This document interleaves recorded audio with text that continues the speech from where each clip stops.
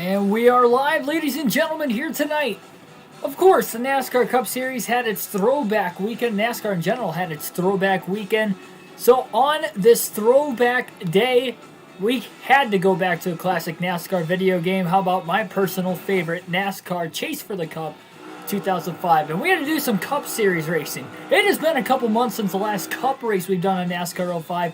Currently race number 4 of 34 on the season in the Chase for the Cup. Our Chase for 8, in fact, with Jimmy Johnson, reverse Chase for 8, where we're technically looking for his first career title.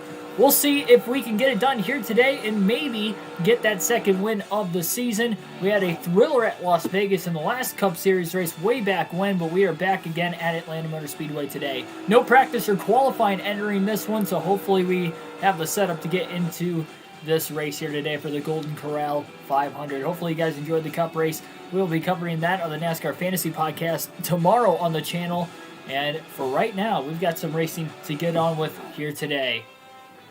Green flag is about to wave at the Atlanta Motor Speedway, and we're going to have some fun. 500 miles around this mile-and-a-half racetrack. Fast one at that. Jeff Gordon leads the field to the green, and we're underway.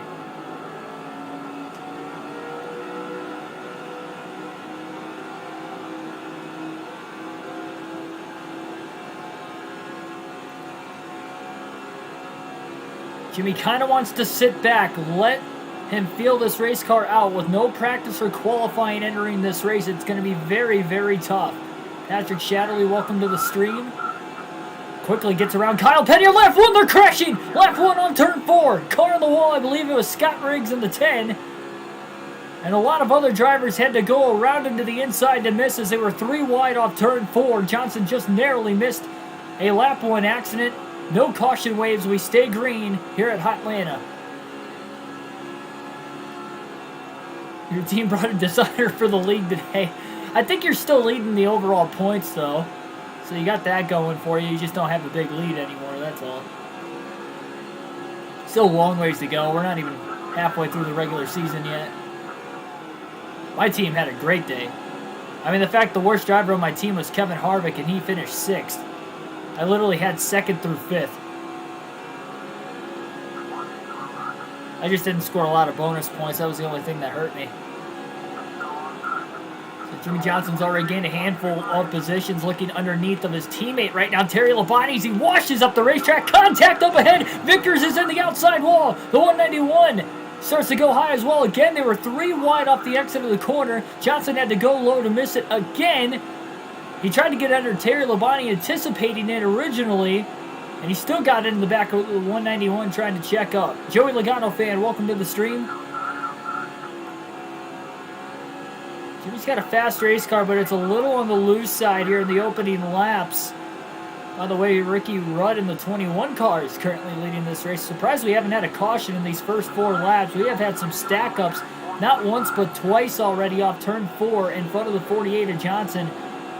Again, Johnson's got a really loose race car. Loose is fast if he can hang on to it, but he's having a tough time trying to hang on to it right now. Way down low off the exit of turn 2. Tried to get the car back up onto the racetrack, but he had somebody to his outside. Car skips up the racetrack again now in turns 3 and 4 on the other end. So Jimmy has had a handful, and it's only the first couple laps, but he cannot wait for those first pit stops.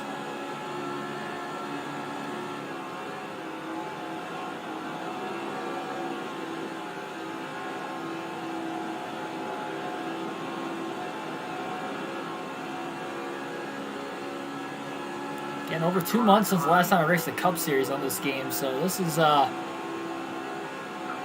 definitely part of why the car is ill handling, especially without the practice and qualifying added on top of it. Car on the wall on the front stretch. Somebody just ate it right behind Johnson. It was one of the generated drivers. He just got around for the 32nd position. And again, we stay green. I mean, we've been seeing cars hit very hard in the middle of that front stretch. Jeff Green throws a block. Meanwhile, he's trying to get around, I believe that's Jamie McMurray. No, Lonnie McKinney in the 177, excuse me. I see McMurray up there in the 42 car now. The Texaco Dodge. Texaco Haviland Dodge, I should say. Johnson slides up the racetrack a little bit, stays in front of McKinney. Trying to move inside the top 30 perhaps. Definitely going to have to make a huge adjustment to tighten this car up, though, that is for sure. So get around Sterling Marlin now in the Silver Bullet, number 40. Jeff Green moves a little bit wide in the 43 car for Richard Petty Motorsports. They're still 2x2 through most of the middle of this pack right now. Dale Jarrett right in the thick of it. Johnson got a little tight into turn 1. Or I should say tight. I should say he just overdrove the corner a tiny bit. Into the side of Kenseth. Still hard to run side by side. Again, you see Johnson all over the place down the back straightaway. And he was trying to catch that car all the way from the exit of turn 2. Slides it up the track into 3 and 4, but he does stay in front of Kenseth. Michael Turner, welcome to the stream.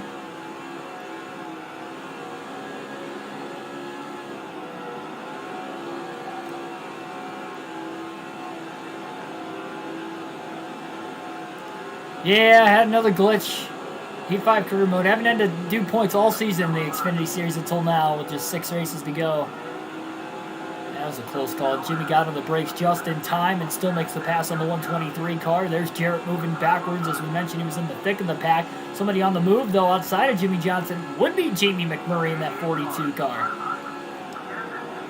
And Jarrett shuts the door immediately into 1 and 2.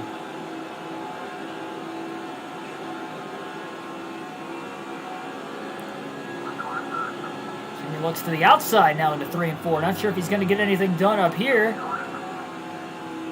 Got to be careful, especially with as loose as a race car as he's got. And he just got crowded by the 169 of Jimmy Lane. Jimmy couldn't go up any higher, and Lane got right into him. Jimmy was already loose as it was.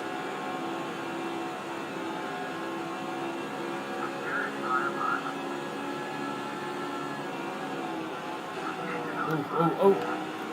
Contact the 137. Johnson desperately is going to need tires here very soon. He is not going to make it that far into this race with how loose this race car is from the get-go. There's just no way.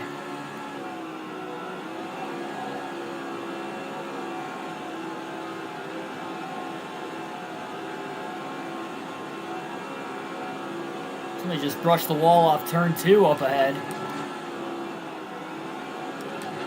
Brendan Gaughan in the 77 is who it was.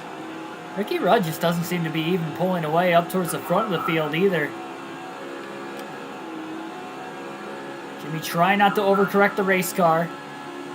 Keeps it off of Brendan Gaughan, slides in front of him into turn 1 for 20 seconds. So he's already moved his way halfway through the field.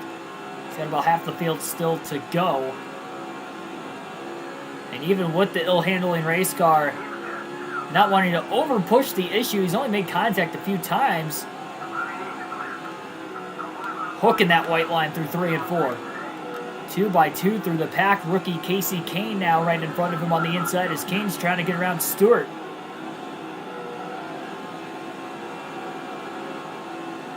Stewart all the way up on the high side. So is Jeff Burton in the 99. Johnson looks underneath Kane. Kane with a block was not clear. And Jimmy just about goes around. He gets into the side of Nemechek.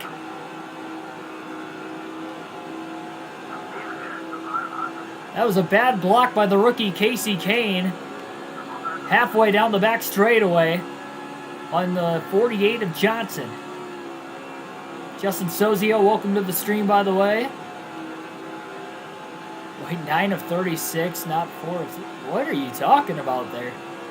I have no clue what you're talking about. This is race 4, and there's only 34 races on this season, not 36, because Pocono, for whatever reason, they couldn't get the licensing for this game. But this is the Cup Series, not the Busch Series.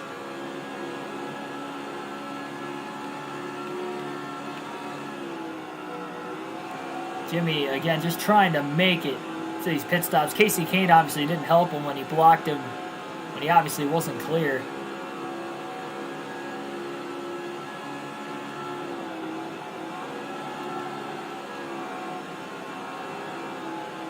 NASCAR 05 is way better. NASCAR Heat 5 indeed. And Jeff Gordon, though, is the leader. I believe he's led every lap so far. No, he started on the pole. Johnson underneath Tony Stewart into turns 1 and 2. Jimmy overdrives the corner, slides up the track. Lightly grazed the 20 of Stewart. but Tony stays outside. Not backing out of it. Johnson slides it into 3, just trying to pinpoint that car back down to the bottom.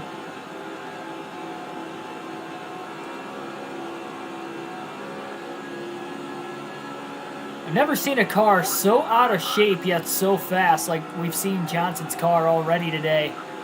There's no way his tires are going to hold up through the run, though Atlanta's got a lot more grip at this time period compared to what we know now. The tire wear, as far as the asphalt surface of the racetrack, isn't going to wear the tires out quite a bit, but with Johnson sliding around as much as he is, it doesn't matter what track you're at, it will wear, and he hung the outside beautifully that time with Tony Stewart on his inside still. They're going to go off into turn 1, and Jimmy kind of undercut the corner too much. And Tony Stewart slides up in front of Jimmy Johnson. A little crossover now. Johnson to the inside. Robbie Gordon in the 31 to the outside as well. And Gordon gets kicked up the racetrack by the 48 of Johnson. Kept it off the wall, but now Tony Stewart's underneath Gordon as well.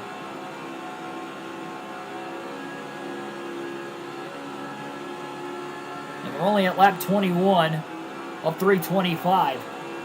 This 500-mile race for the Golden Corral 500. Trevor Grimes, welcome to the stream. Oh, my goodness. Again, this is the now known as the NASCAR Cup Series. This is the Nextel Cup Series. But this is the Cup Series. The Busch Series is like the Xfinity Series. That's the race that we're going to race 9 next. Again, this is the Cup Series. The cars look similar, especially in this time period. They were basically the same body, but the engine was different. And the package itself overall was different, so these cars are a little bit faster. A lot more of a handful, as you can see here, the 48 of Johnson, that's for sure. We're on one of the fastest tracks at this time period in NASCAR, definitely the fastest 1.5 miles on the circuit at this time period of NASCAR. Should be trying to get underneath Kurt Busch, backs it down, and just lets Kurt go off turn 4 that time.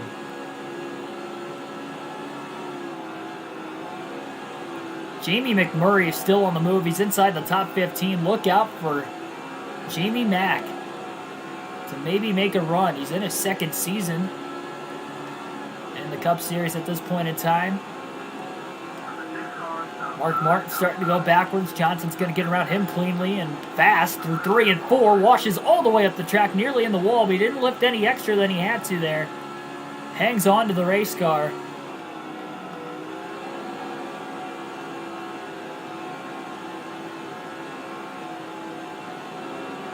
We'll see if Jimmy can get around Kurt Busch again this time. A couple of young guns going at it.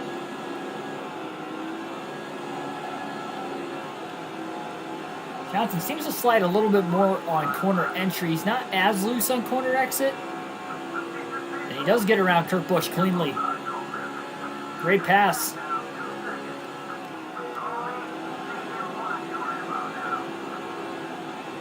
Really tried to back this corner up by driving it in a little bit lower on the inside. Jimmy going to try the high side now down the back straightaway with that run into turn 3. McMurray is right there. McMurray slides up the track. They're 3 wide off the exit of turn 4.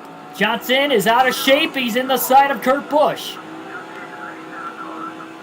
Jimmy tried to get out of the gas because he saw the car was getting out from underneath him, or felt the car getting out from underneath him, but he couldn't get out of the gas in time.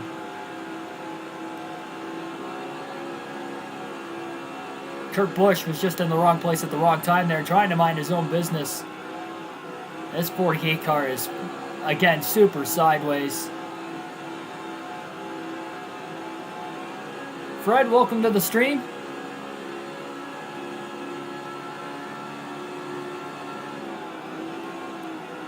Yep, this is the Cup Series. Nextel Cup Series here tonight.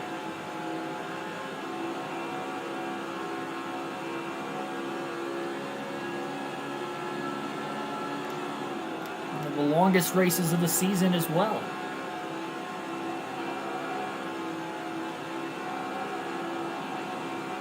Who is muted?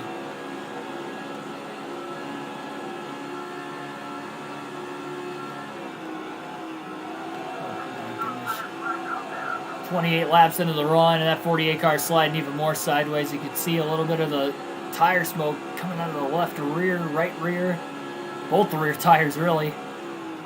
He's trying to back these corners up a little bit more as he gets further into this run.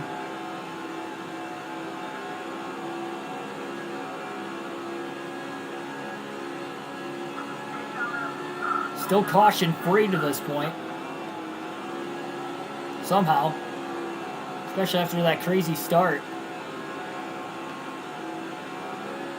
Little contact off turn 2 with the cars battling just outside the top 10. Jason Games, welcome to the stream. Oh, Ricky Rudd slides up the track. Johnson with a great run off the exit of turn 4. Gets around him cleanly. Jimmy's finally starting to get this car to grip up the last couple of laps, and right when I said that, he gets hooked on the 144, cannot get off of him. Both cars are in the outside wall. It was Jason Kennedy in the 144. Tony Stewart, Kurt Busch get by on the inside. Flyby. That was a tough break right there. And I don't think Jason Kennedy's too happy with Jimmy Johnson right now, even though Johnson just flat out overdrove the corner. Again, it wasn't intentional. And right when he was rolling along smoothly, I might have spoke a little too soon. And again, Jimmy's just got to tighten this race car up. He tightens this race car up, he'll be fine because he's fast. He's just way too out of shape. And it's very well burning up these tires the longer this opening run goes.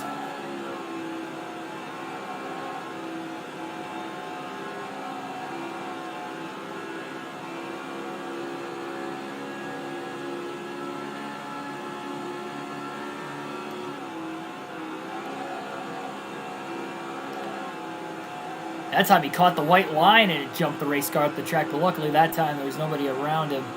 So not only he didn't lose the spot, he didn't get up into the side of anybody. He continues to drive on, or at least attempts to.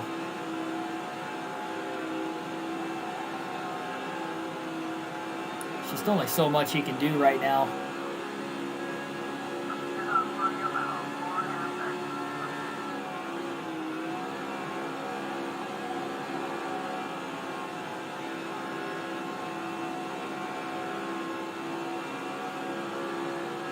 Starting to close back in on Tony Stewart. Somebody, again, he has already gotten around 1, so he knows he's faster than him, as well as Kurt. Probably go, the fuel window is probably going to be anywhere between 62 to 68 laps for most of these drivers tonight. Looks like Jimmy should be pitting right about lap 65, 66. The way he's pacing on fuel right now. Keep an eye on that throughout the course of the day as well. We've seen a lot of close finishes at Atlanta Motor Speedway in the entirety of Atlanta Motor Speedway's history in NASCAR, especially since this configuration came up for the first time back in 1998. So we'll see. Could have another special one here today. Kurt Busch desperately trying to block Stewart for position. Trying to get around one of the cars in front of him. I believe that's the 123. Jeff Gordon has led the most laps so far. The only other leader in this race is Ricky Rudd. Schneider underneath Kurt Busch. Slides up the track and barely keeps it off Kurt Busch in the 97 and gets on by him. Johnson quickly underneath Stewart now into turns 1 and 2. They're side by side. The 48 gets sideways up into Stewart now. And tags the wall. Seems to be a little bit better in 3 and 4. Not that time. He's just going to let Stewart on by him again. Jimmy's just got to regroup. Try it again. He's banging this car up quite a bit in the early run, and not something you want to be doing in a 500-mile race. Going to try to regroup and pass Stewart now in 3 and 4.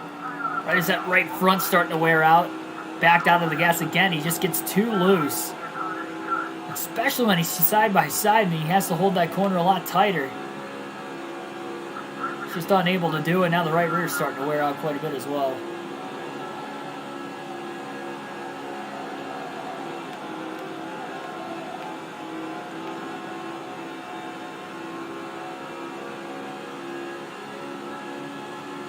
think Lewis Hamilton should replace Eric Almirola.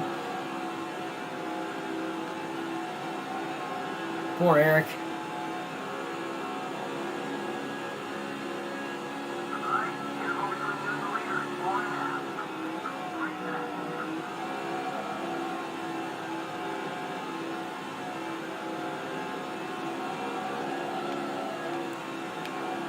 I don't think it's too much longer. Johnson's going to lose control of this race car. Again, it's only progressively gotten worse since lap 1.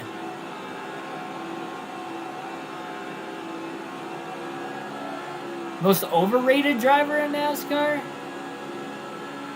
We're talking on the Cup Series. I don't really know, honestly.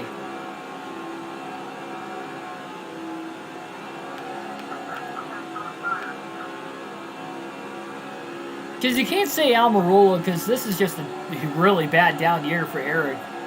Because before that, he's done well in Stewart-Haas Racing Equipment. Yeah, he's only won 1 race with them, but he's consistently top 8 to 12 in points every year. I mean, considering Danica was in that same car before that, and, I mean, he's doing light years better than she did, so he's just having a down year. So for anybody that wants to say that Almirola is overrated or anything, that's not the case. He's just having a really bad season. And Johnson is just so out of shape, and this car is moving back and forth so much. He slapped the wall again there off of turn 2.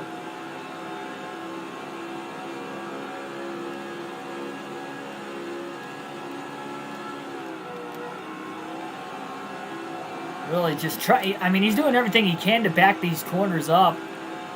But again, it's just as these tires continue to wear, he's not able to go much further. And he's thinking about short pitting. The problem is if he short pits, you know, what if this race does go green to the end? Yeah, we haven't seen it happen in the Cup Series on this game yet, but we've seen it happen in the Truck and the Busch Series a couple times. Cannot afford to have that happen and pit in extra time in this race today, especially when we know he doesn't have the fastest car in the field. Though he could if he makes the right adjustments, but he's in the wall again off turn 2. And again, that also doesn't matter what end of the track it is. It could be turn 2, it could be turn 4. He is loose. It could be on corner entry, and 1 or 3, he's loose.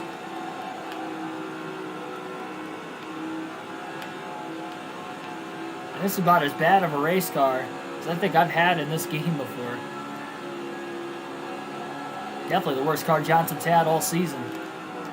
Loose, loose, loose, and then it catches, grabs, and for the 3rd straight lap in a row, he's in the wall.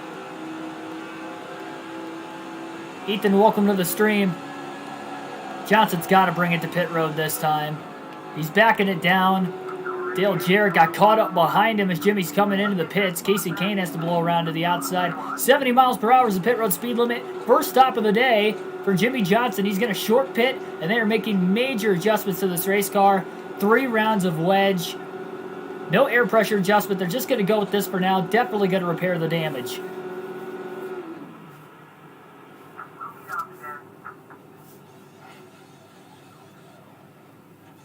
Yeah.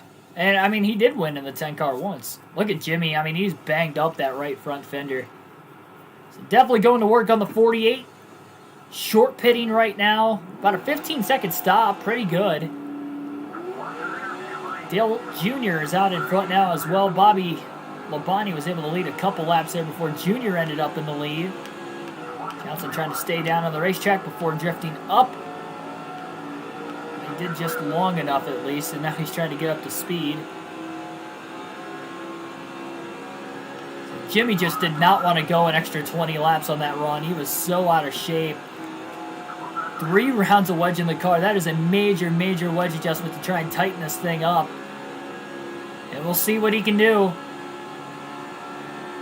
So it was only getting worse on the longer run. So he was kind of trying to factor that in as well. And already this car feels like it's got a ton more grip. And some of it is the fresh tires. But it definitely feels like it's glued to the racetrack a lot more. Problem is he's in 42nd, a lap down, due to short pitting, so he really needs this to cycle through. The good news is he was about 6 seconds off the lead when he pitted, he's going to start cutting into that deficit, assuming he can get around traffic. Now we're going to have to see if Jimmie Johnson can pass race cars. He's got the fresher tire advantage. He better as of right now, and he quickly blows around the 22 of Scott Wimmer, as well as one of the generated drivers. Jimmie Johnson's on a rail in this 48 car. They might have found something.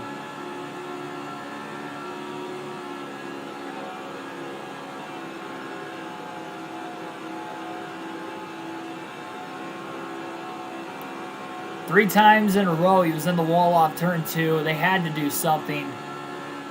He was trying to back the corners up. It was sliding way too much, and it wasn't like it was only corner entry or only corner exit or just, only on one end of the track. It was both ends of the track. It was entrance, middle, exit. It didn't matter. It was loose. Those 3 tires were not gripping up. And this wedge adjustment, at least for the first handful of laps, seems to be the way to go. He pitted at lap 44. And again, the pit window is 62 to 68 laps here tonight at Atlanta. R6, welcome to the stream. I think Coda's going to go full capacity. I don't know how many people they could sit. I don't think it'll go full capacity. I think there's definitely going to be a lot of people there, though. But anyway, to go back on who I think is the most overrated driver, I really don't know.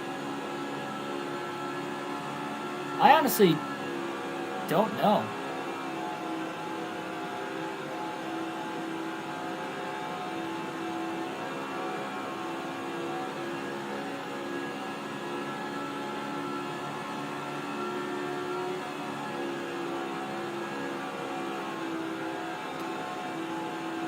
Edwin Justice, welcome to the stream.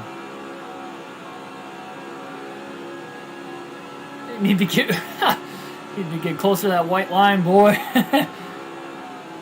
Thanks. We're rolling pretty good right now. I don't want to touch that white line. I've overdriven the corner a couple times already. I didn't practice or qualify for this race, so probably why we were so far off on the setup. And we haven't raced in the Cup Series on this game in a while, too. But thanks for tuning in. We'll get the hang of it eventually here. Blowing right around Mark Martin. And a huge pack of cars now about to come up. So this is going to be Jimmie Johnson's first major test since putting those 4 fresh Goodyears back on the race car. And again, I'm just curious to see how much time is he going to make up. Where is he going to cycle when we come off of pit road? He was 16th, 6 laps down. 16th, 6 seconds off the lead.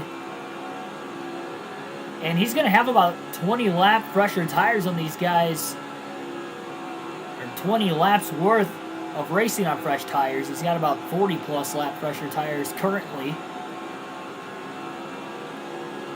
All that is definitely going to play a huge factor.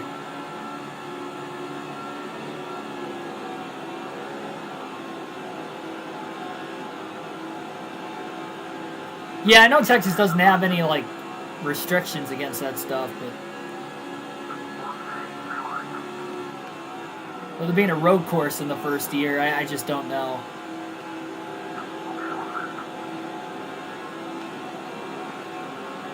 Jimmie he gripped right around a couple guys 3 wide to the inside. Now he's trying to make a pass on the outside of Jeff Green in the 43 car and does just that.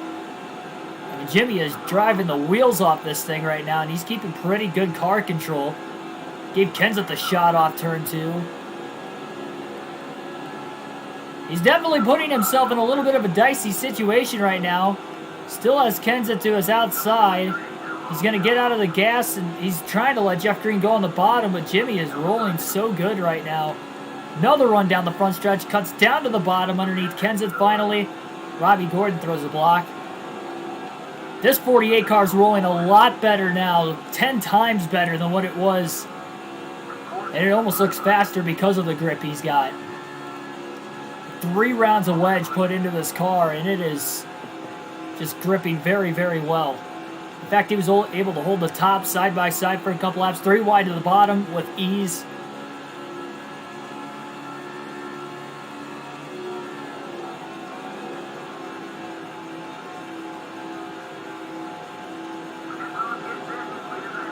Oh, wow, so we got some guys pitting very short. 144 with a block getting into turn 3. He might be trying to pit this time. Johnson's going to look towards the outside, and he will dive on the pit road. Ryan Newman will take over the race lead for the first time today in the number 12 Altel Dodge for Penske.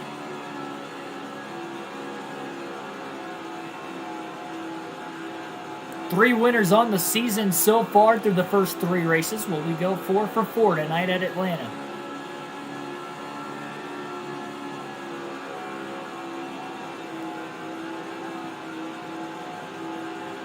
Kevin Harvick getting the win on a last lap pass at Las Vegas. Jimmy Johnson got the fuel mileage win at Rockingham. And the Daytona 500.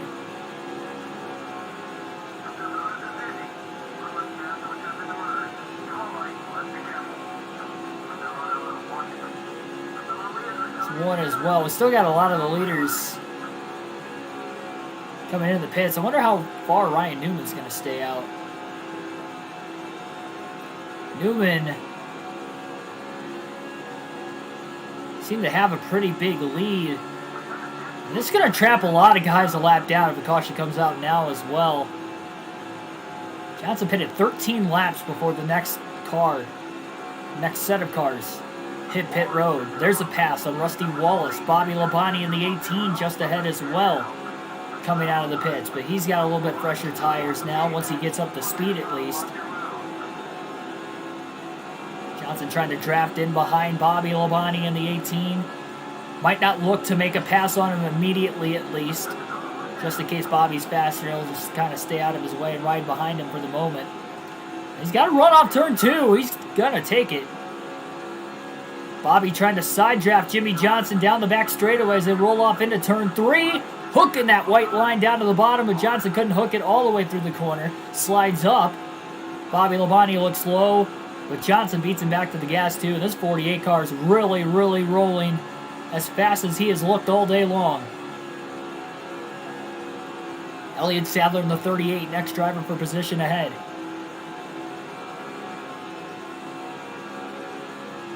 Welcome back to the Gen 4 cars indeed.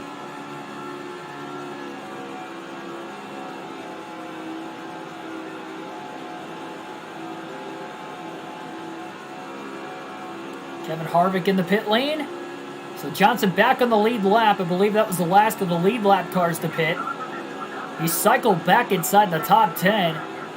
And even pitting 15 to 20 laps before everybody else. He is absolutely rolling right now. Trying to get around the Robert Yates Ford of Elliott Sadler.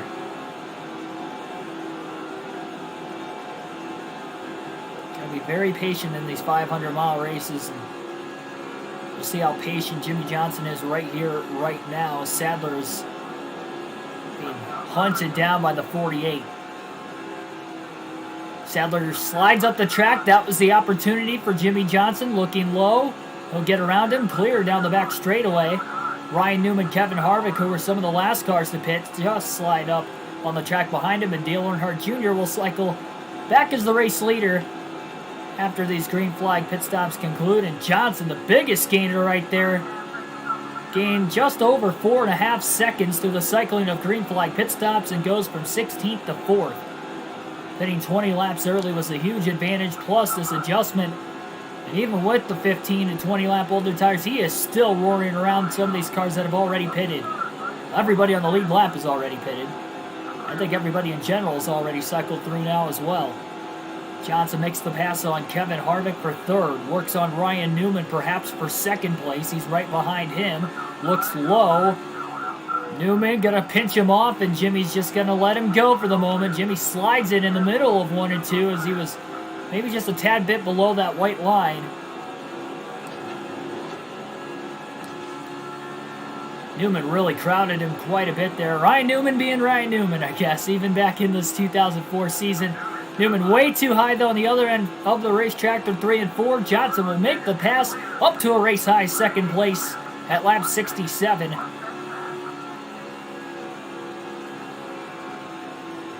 Yeah, I'm glad we came to pit road when we did, because I had a bad feeling we were going to crash. And we were about wrecked a bunch of times there in that opening run, but especially those last couple laps when we hit the wall 3 straight laps off turn 2. I mean, it wasn't going to be long, and we were going to wreck that race car, and we might not even be running right now. Great call by Johnson. He's only 0.6 of a second off the lead, and we have a new fastest car on the racetrack.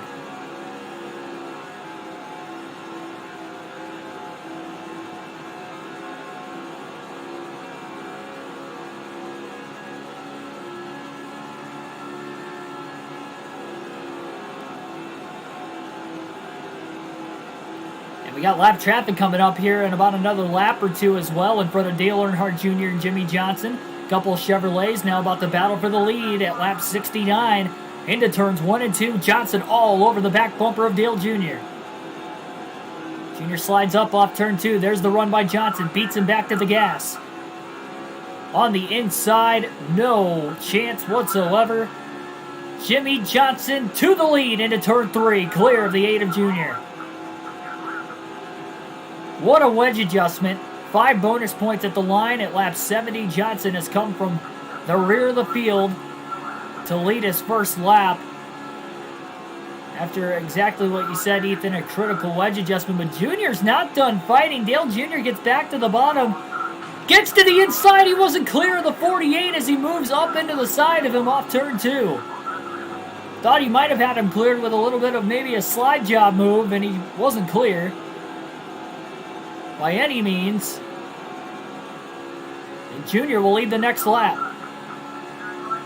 Johnson back underneath him again, though, into turns 1 and 2. Slides into the corner, slide job of his own, and as he washes up the racetrack, Dale Jr. back down to the bottom again off turn 2. Jimmy Lane, the 169. Scott Riggs in the 10 car just up ahead, side by side for the lead again through 3 and 4. Junior going to use the lap car as a pick. Johnson slides underneath them, 3 wide off the exit of the corner. Back and forth go the 48 and the 8 for the lead here at Atlanta. Couldn't even tell who led that lap at the line. Into 1 and 2. Johnson doesn't slide all the way up the track this time. Keeps it pinned down and clears Junior on the exit of turn 2. We'll see if Dale Jr. is going to get him back again. Charlie Davis and Scott Riggs are the next 2 lap cars. Riggs, the rookie, in the number 10. Taking over for Johnny Benson in this season. Here in 2004, Benson drove that 10 car in our NASCAR Thunder 04 season. Johnson just can't give up that bottom because Junior has cost him over a couple times down there and doesn't want to make it a third. Plus the lap cars riding up a little bit higher, giving these guys a little bit of room to race. Doesn't want to pick himself behind one of them and give Junior the lead back right there again. Jimmy's trying to lead as many laps as possible. He did not have a good Daytona 500, and despite having a couple of good runs after that, finishing first and second in the next 2 races, he's still 24th in points. So he needs all the points he can get. Dale Jr. not clear off turn 2 again, but this time doesn't slide up. Oh boy. Johnson maybe a little sideways off turn 2. Got into him. That car's starting to loosen up on the longer run a little bit. That might be what's hurting him right now. But Dale Jr. does have 20-lap fresher tires as well than Jimmy Johnson. I'm sure that's played a big factor also.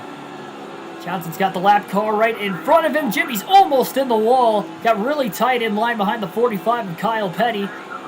Got to the bottom in the center of the corner. Still has a decent run on Dale Jr., but he's got to sit behind him into 3 and 4. Junior slides up the track. Johnson to the bottom again. What a great battle for the lead here at Atlanta. Slides up off turn 4. Johnson back out in front again. It's crazy because these guys have been at least a second and a half ahead of everybody else. I'm surprised nobody else has closed in on him yet. Junior again to the bottom. He seems to be a little better in 1 and 2. Johnson seems to be a slight bit better in 3 and 4. I mean, this is just good, hard, clean racing for the most part, outside of Junior's late block and then Jimmy getting a little loose off turn 2 a couple laps later, but they are going hard for the lead. Jimmy slid the tires a little bit again off 4. While halfway through the actual fuel run, tucks the car underneath Junior through 1 and 2. And these two are putting on a show here tonight.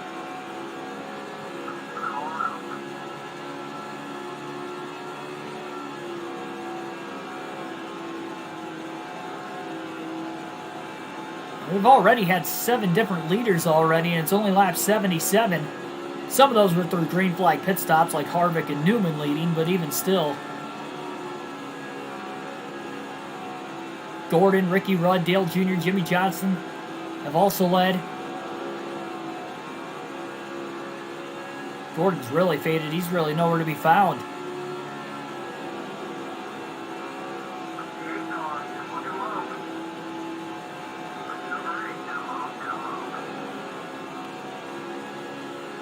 Again, Junior is there on the inside of Jimmy Johnson. Johnson just trying to hang on to it. Junior trying to slide up and maybe use that lap car as a pick. Lonnie McKinney in the 177. Look at how drastically Johnson slid in behind the 8 car Junior in the center of the corner. Never touched him. Perfect crossover down to the inside. Oh my goodness, and he barely clears Dale Jr. Junior's in the wall off turn 4. Couldn't hold the corner. Got a little too tight.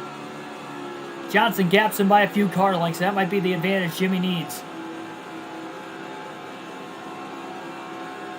Dave Blaney is not in this game, unfortunately, no. The first game he will become available. I will use him. I don't remember if he's in 06, but I know for a fact he drives the 22 car for Tommy Baldwin Racing in the 07 game.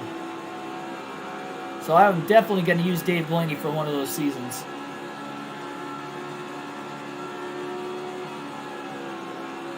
He might be in the Busch Series on one of these games as well. I'm not entirely sure. I know he's not in this one.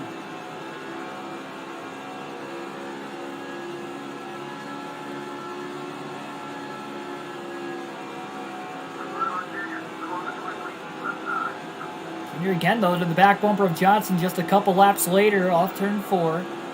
He's been better in 1 and 2, so we'll see if he can make a pass down here. Randy Norton in the 133, and Jimmy slides up. So Junior just has more grip.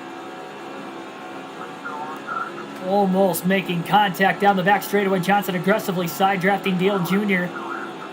And Jimmy's just stuck behind the lap car. Norton trying to stay out of the way, couldn't do it. Dale Earnhardt Jr. again back out in front at Atlanta.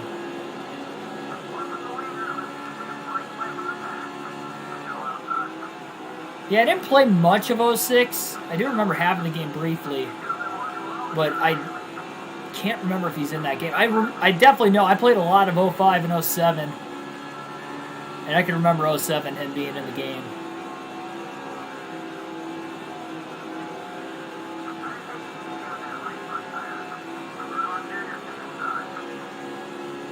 Jimmy leads the lap at the line by inches over Dale Jr. Up the track goes Johnson, keeps it off the wall. Definitely going to get some Blaney merch at those tracks for sure. That's where I got this shirt at Talladega. This is my Blaney merch. And this hat, too. And I also got a short sleeve Advanced Auto Parts like pit crew shirt as well when I was at Dega. So I got a lot of Blaney merch. And a die cast. Advanced Auto Parts full scale die cast as well.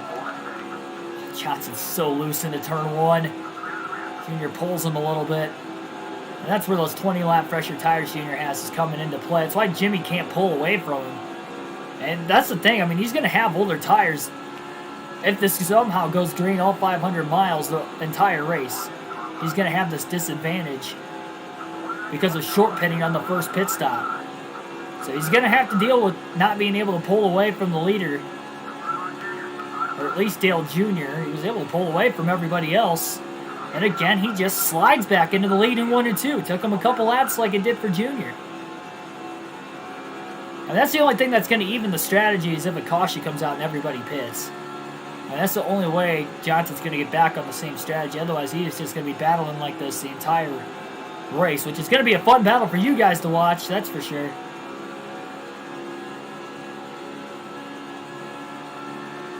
It's going to be exhausting, let me tell you.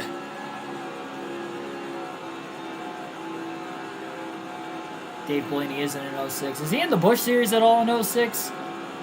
He's not in the Cup Series. I think Scott Wimmer's in the 22 and 06 again. I know he is here in 05. Junior again, back to the lead.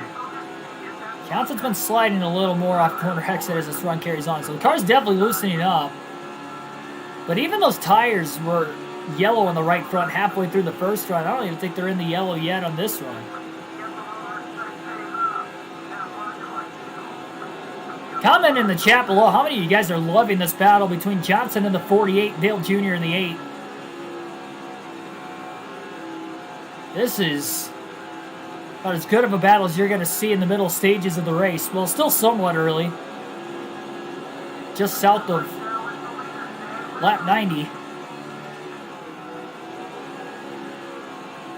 the midst of lap traffic. Lap cars are primarily staying out of the way, though. Give them credit. Johnson pulls low. Into 3 and 4 where he's better than Junior, and he'll make the pass again. And now Junior's going to get caught behind the 22 of Scott Wimmer, the rookie. Johnson slides up in front of Wimmer. One of the generated rookie drivers now right in front of Jimmy. Johnson leaves the bottom open. He thought he was going to get a better run on the top to maybe get around that generated driver up here, and then allowed Junior to get to the inside, but there goes Johnson down the back straightaway with the run off the banking, and it's not enough, and Dale Jr. again takes the lead. Oh, he got shot from behind by the 48, and that almost turned him into the lap car on the outside. That was really close.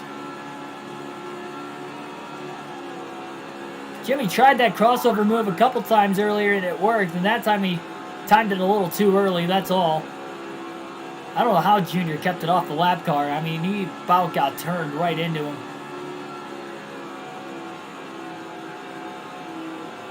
These guys have definitely had some close calls, but they're still battling. Now the right rear's in the yellow. The right front was already in the yellow. Oh, he wasn't in the Busch Series either? Okay, gotcha. Thought for some reason he might have been in the Busch Series, but again, I haven't played 06 in a really long time either. I didn't play it as much as 05 and 07. I mean, those are the two I played the most. I'm having a blast with this playthrough. I plan on doing one more NASCAR 05 stream before I leave for Dover next Saturday. For the NASCAR race next weekend, for the Cup race. I'll only be there for the Cup race next weekend.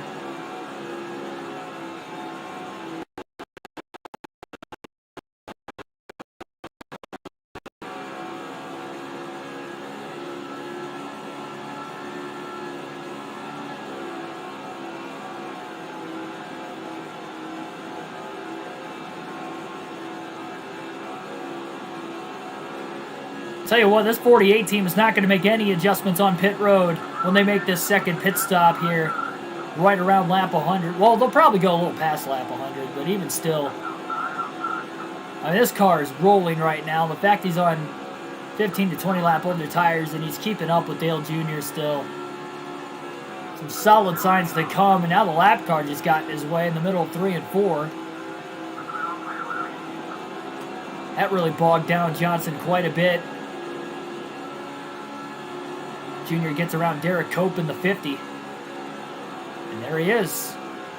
Back to the back bumper of Johnson through 1 and 2. Derek Cope, first driver lap down. Generated driver stays high into 3 and 4. Johnson gets around him. Junior going to slide up the track a little bit, right in line behind the lap car, and actually just got to his inside on turn 4, but he did catch him in a pretty bad spot. Now the left front's down into the yellow.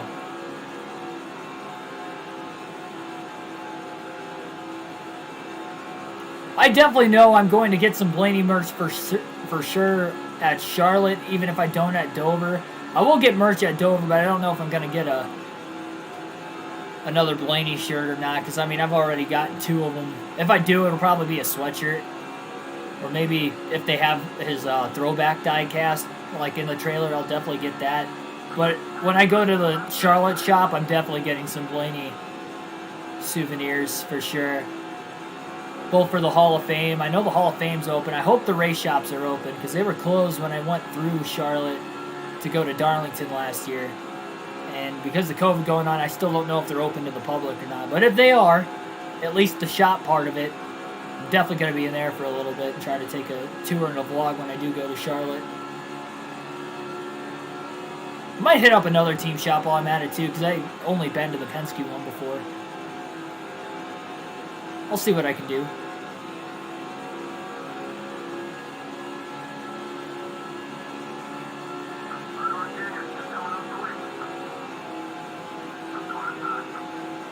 Dale Jr. Back to the inside, couldn't clear Johnson off turn 4. He's going to have a better chance in 1 and 2. Wow, they came close to making contact. Johnson slid up the track into the wall, and Dale Jr. is easily going to clear him.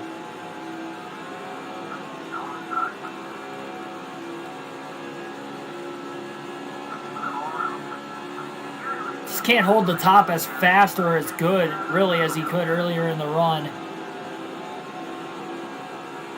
Lap 100 at the line. Still caution-free tonight at Atlanta. Dale Earnhardt Jr. leads in the Golden Corral 500 in the NASCAR Nextel Cup Series.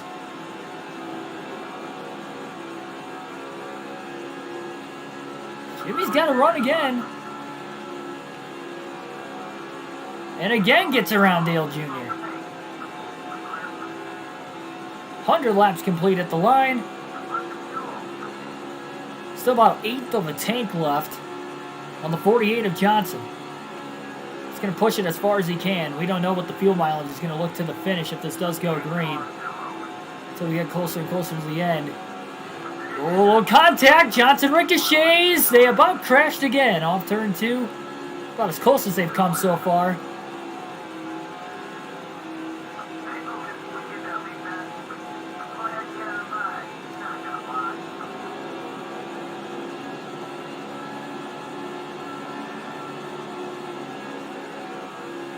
Guys just got to know, especially Johnson, having less grip in his tires because he's further into the run than Dale Jr. They don't have the grip to be doing this the entire run. It was fun. It was super clean when it was going on for the first 10 to 15 laps, but the more they keep doing this, the more they're wearing the tires out. But again, just longer and longer into the run, they're wearing them out too. But Johnson gets around Jr. cleanly and quickly through 3 and 4 again to lead another lap. And these guys are going to be challenging each other so long for the most laps led today.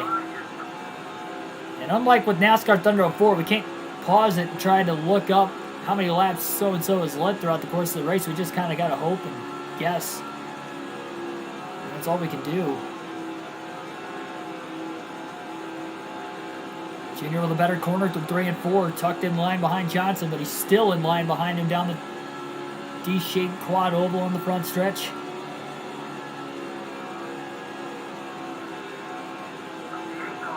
Junior almost got underneath him again.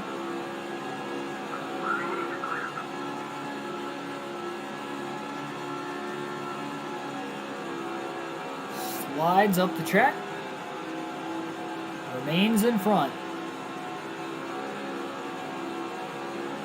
There it is. Johnson can only go a couple more laps on fuel and they'll have to bring it onto pit road. Definitely went a lot further on fuel and tires than what he did on the first run. Well, he didn't stretch the fuel tank out in the first run at all, but the tires, for instance, and the handling of the car, he just pushed it a lot further. He pitted at lap 44, so it's already been 61 laps. It'll be 62 at the line this time. Jimmy stays out again. He's going to lead another lap on Dale Jr. Slides off turn 4. This car is getting a lot closer to where it was there when he was extremely loose earlier in the run. It's mainly on the exit now, though. He's still pretty good in the center of the corner, on the entrance to the corner. That's about it.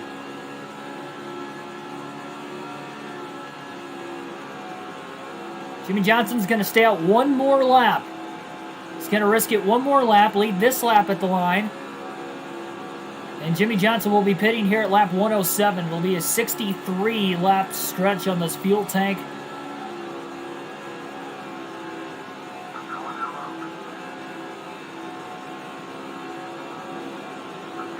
He's halfway down the back straightaway. He's got to make sure he gets to the bottom in front of Dale Jr. so he can make it into the pit lane. Jr.'s going to have to pass him to the outside now, and here comes Johnson onto pit road. 4-tire stop, no adjustments, 70 miles per hour is the pit road speed limit, and great job by Jimmie Johnson leading laps during that run.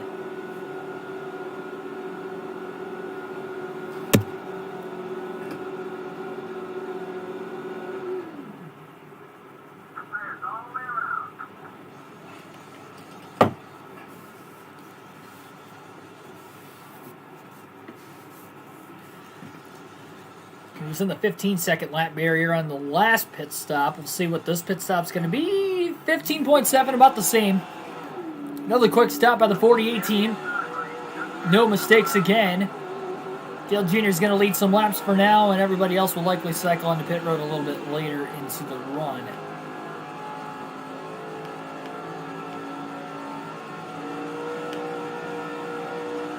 Jimmie Johnson going to work his way back up onto the racetrack now as he's getting up to speed. In line behind rookie Scott Wimmer in the 22. And as he gets up to speed, he's going to look to pass Wimmer. So now he's back on those 40-lap fresher tires again. And I mean, he made up 4.5 seconds during the last set of green flag pit stops. We'll see if he can do that once again here. That could pull him out to a few second lead, at least to buy him a little extra time and lead more laps, especially with Junior leading laps by quite a bit now. Scott Wimmer keeps pulling blocks on Jimmie Johnson. Jimmy's already up to speed now, and he's got those fresher tires. He wants to get around Wimmer, but Wimmer does not want Jimmy to get around him for whatever reason. Johnson finally drives that car underneath Wimmer. He gets around him easily, getting into turns 1 and 2. Oh. Johnson overdrove the corner. Still clears Wimmer by a couple car lengths. Wimmer already was a lap down.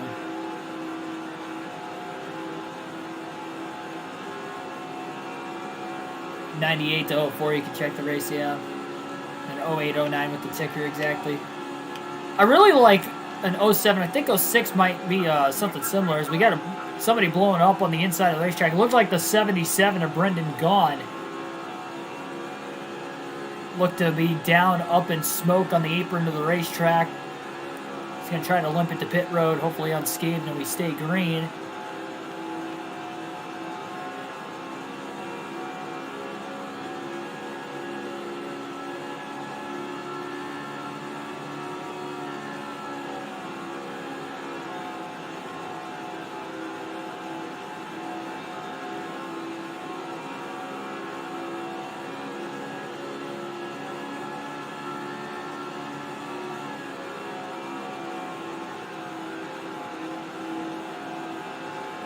Yeah, it does look like Brendan Gaughan in the 77. Tough break. He will get to pit road, though. Again, we stay green here at Atlanta. Bobby Labonte slid up in front of him. Labonte got caught behind the lap car, the 191. Ended up 3 wide for a brief moment off turn 2. Johnson clears them both. Now works after Jeff Burton into 3 and 4. Gets underneath Burton in the center of the corner, hustles right around him.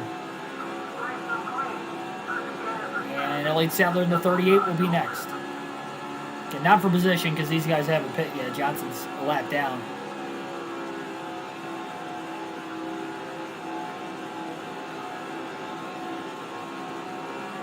Yeah, I've never raced a NASCAR video game with the car of tomorrow with the wing, so 08 and 09 will be kind of cool because of that. I never played 08 or 09 before. Never even played any of the Technics games in general, so I guess I've never played with any of the... Well, okay, no, I guess the only game I would have played with the car of tomorrow in it, and they would have, I guess, technically had the wing, would have been NASCAR Unleashed, but that wasn't a... that wasn't like an actual, like, simulated NASCAR game. By any means, for anybody that might have played that game before.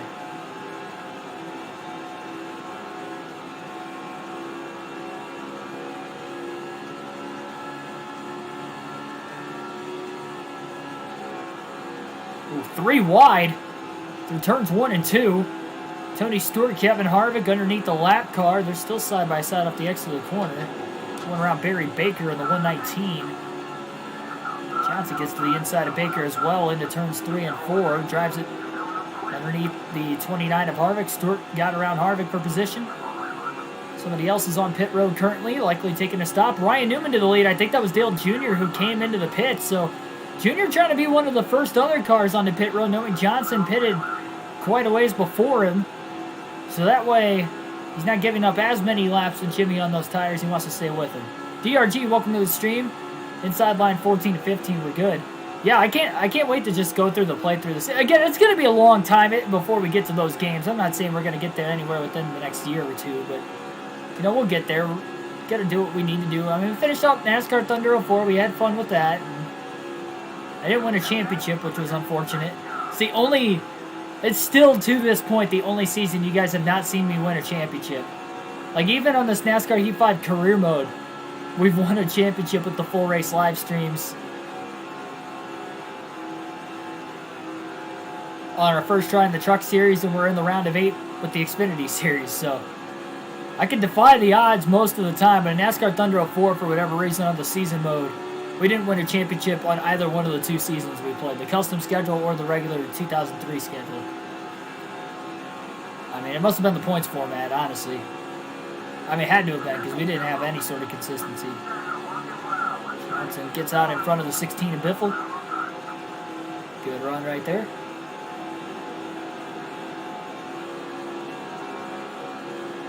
Jackson Thomas, welcome to the stream. Ooh, looked like Martin might have got into the back of the 144. It was tough to tell for sure. Oh, he's going to take a swing at Johnson. That's Jason Kennedy. They made accidental contact earlier. Johnson still drives out of it. 3 wide now, down into 3 and 4 underneath Sterling Marlin and Mark Martin. Clears them both. About to unlap himself here on Ryan Newman before long.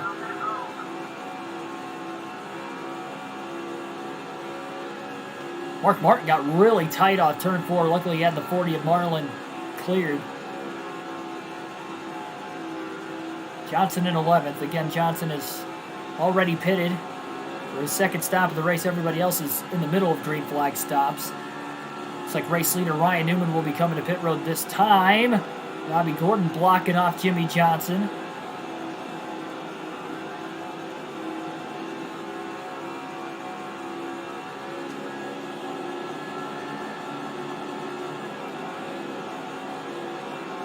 Tony Stewart is now the leader. First time he's led, so that'll be 5 bonus points for Stewart. Ryan Newman came to pit road. Crucial for Tony. Again, only 10 drivers make the chase for the Nextel Cup. This is technically the inaugural season of the playoffs. And it is a different playoff format from what we're used to now. But we'll worry about that when we get there. Or as we get closer to it. Still very early in this season.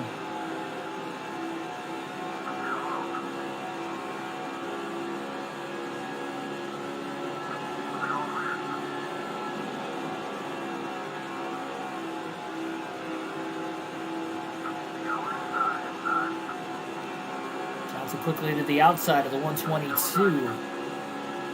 Tony Stewart's still staying out on the racetrack, trying to get as many laps led as possible. You never know if he'll be in position to lead the most.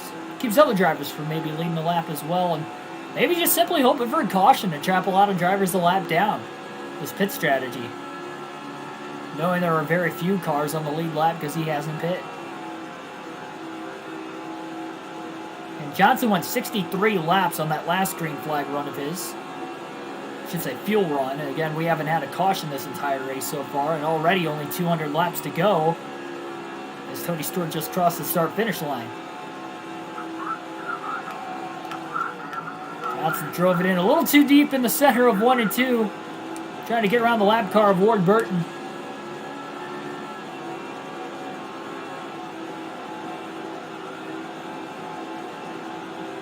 A little too desperate too quickly to get around him. Jimmy about spun out. Kevin Harvick to the lead. The second time today during green flag stops as Tony Stewart comes to pit road. Burton slides up the track in front of Johnson. Johnson beats him back to the gas off turn 2. Clears him off the exit of the corner as well.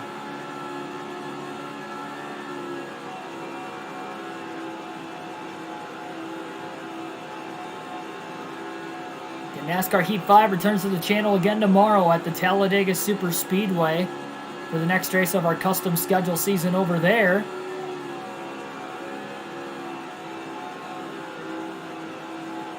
Our coverage is going to be in at about 8 p.m. Eastern Standard Time tomorrow night. It'll be a lot of fun, that is for sure. Can't wait. 94 laps at Talladega. 4 times tire wear will be on. Just the third of 4 races that we're running half the scheduled distance. And having the 4 times tire wear on for that custom scheduled race. Kevin Harvick is on pit road as we speak. He was the last driver to pit the last time through. He's the last driver to pit again this time through. Jimmy Johnson cycles through as the race leader, about 6.5 seconds ahead of Dale Jr. Jr.'s got about 10 to 15 lap pressure tires, trying to run Jimmy Johnson back down again, and I'm sure he'll continue to close on those pressure tires. But Jimmy's able to lead a lot more laps with this strategy, which is the overall goal. He just hopes that if this goes green to the end, he won't have to pit that extra time, because otherwise his chances of winning are probably not going to be there at the end of the race. But that's the bad thing about not practicing or qualifying, is not having that strategy that you need at that period of time. That is for sure. Where Johnson was struggling. Alternate through the different camera angles for the first time in the race today. Why not? First of 2 times. We'll do this for about the next 8 laps.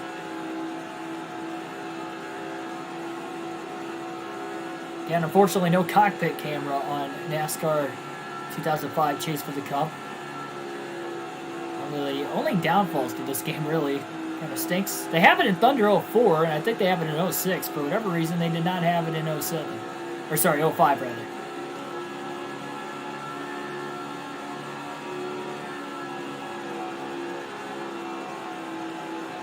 Those 48. I'll change the paint scheme up before the next race. We'll likely end up doing a Cup Series race on this schedule,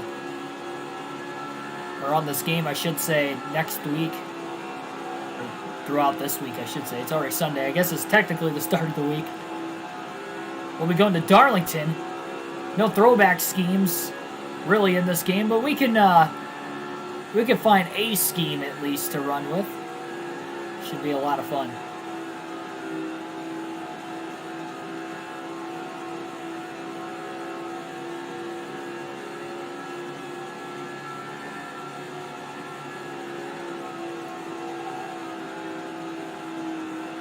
Ran this traditional Lowe's paint scheme already for the first 4 races. I do have some other ones unlocked.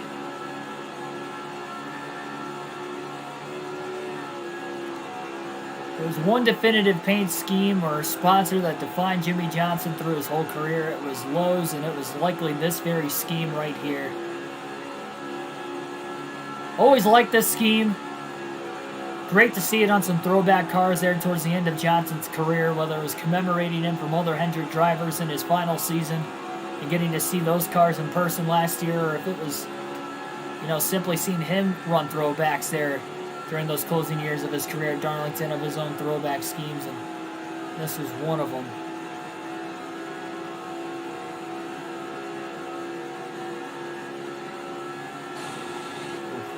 Wall a little bit, getting into turn 3. A little too wide right there.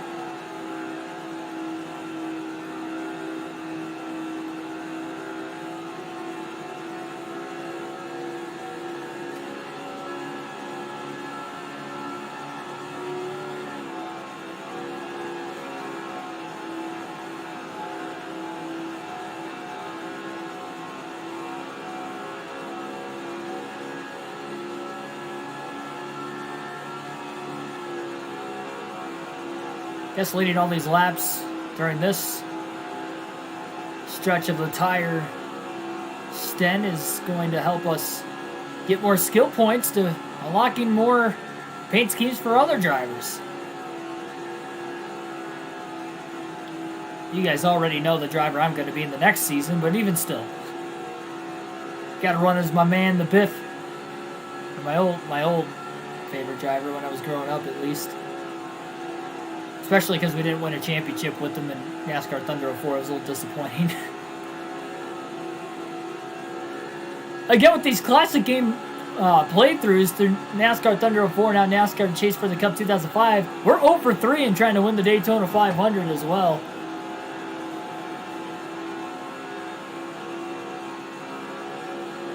Just can't seem to seal the deal.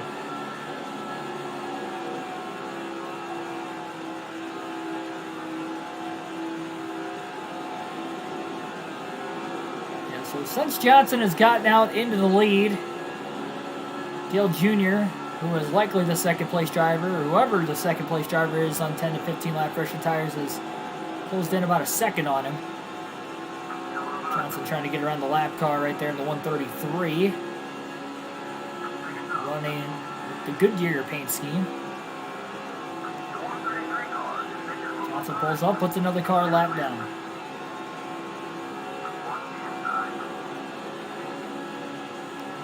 Thing is that even these lap cars have fresher tires on them. That's why it's a little harder for Jimmy to make his passes, stay in front.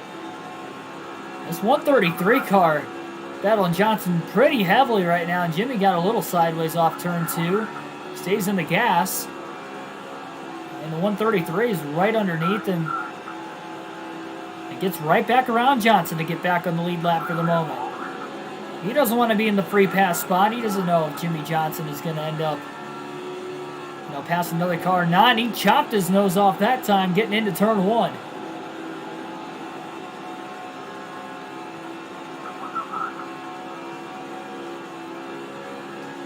Just doesn't have the run to get into turn 3, and this lap car is definitely costing Jimmy a lot more time.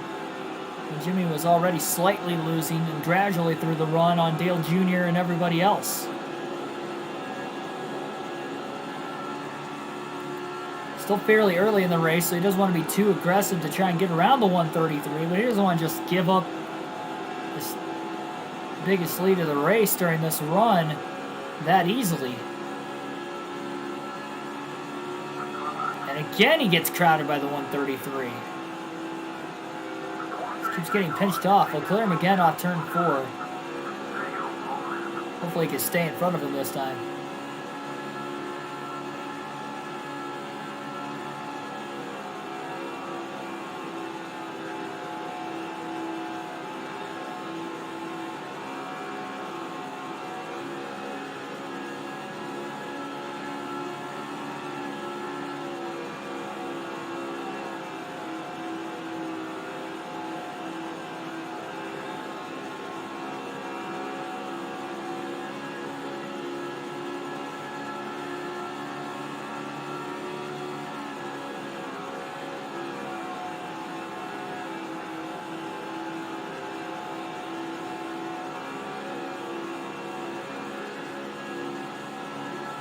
Down to a 5.1 second lead.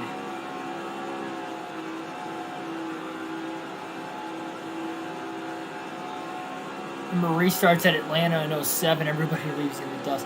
It was like that on most of the EA Sports games for some reason.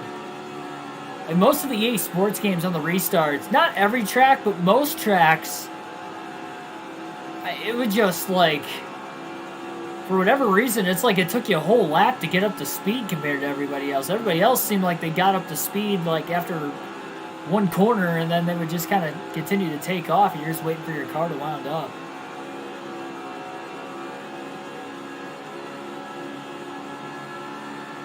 Well, we haven't had a restart here tonight to test that theory out. We'll have to wait and see if we get one. The initial start, it did seem like we had a good jump, but we were at the rear of the field, too. Starting last without any practice or qualifying.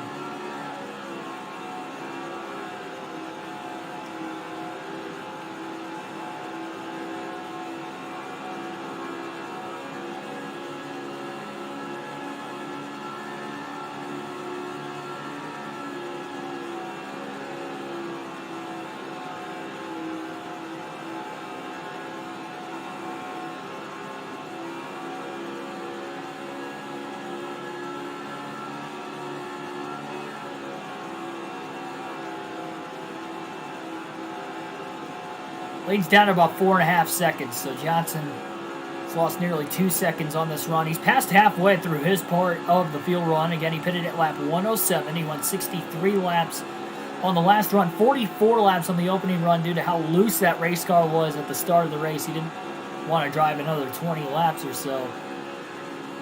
Played it safe. He didn't want to risk wrecking the race car. That right front is just hit in the yellow as far as the tire wear goes.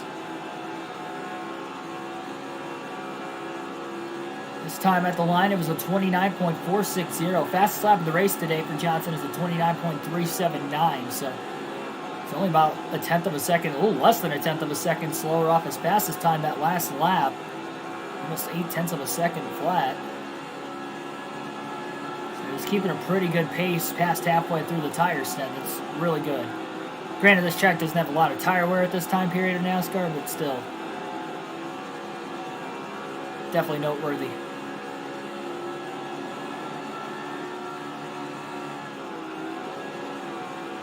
Kyle Petty trying to block the 48 of Johnson. Jimmy's not able to get around, and that's one thing with the EA Sports games again, is how competitive the AI is and how hard they race you. And Kyle Petty getting Johnson out of shape even off turn 2. Jimmy's trying to stay low and get around him, and he couldn't do it.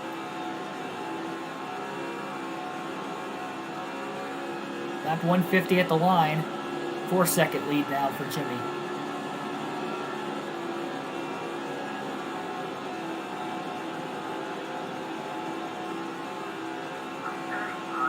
It's underneath Kyle Petty.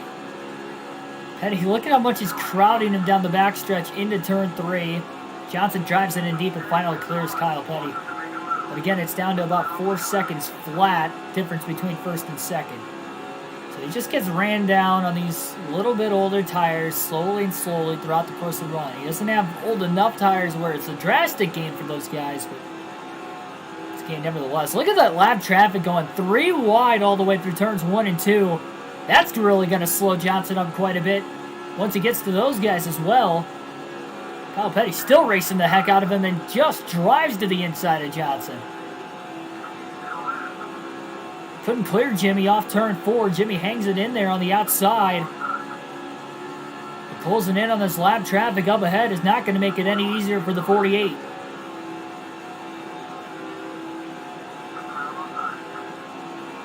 And again, Kyle Petty gets back around. We saw the 133 car do that earlier, and Jimmy had to pass the 133 a second time before he could start pulling away from him again.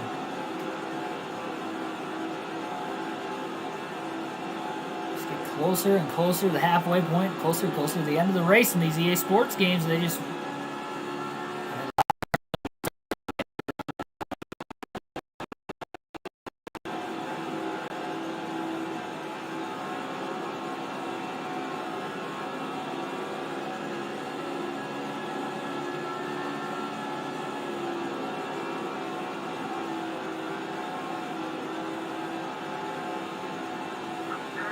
Inside of Petty off turn 4.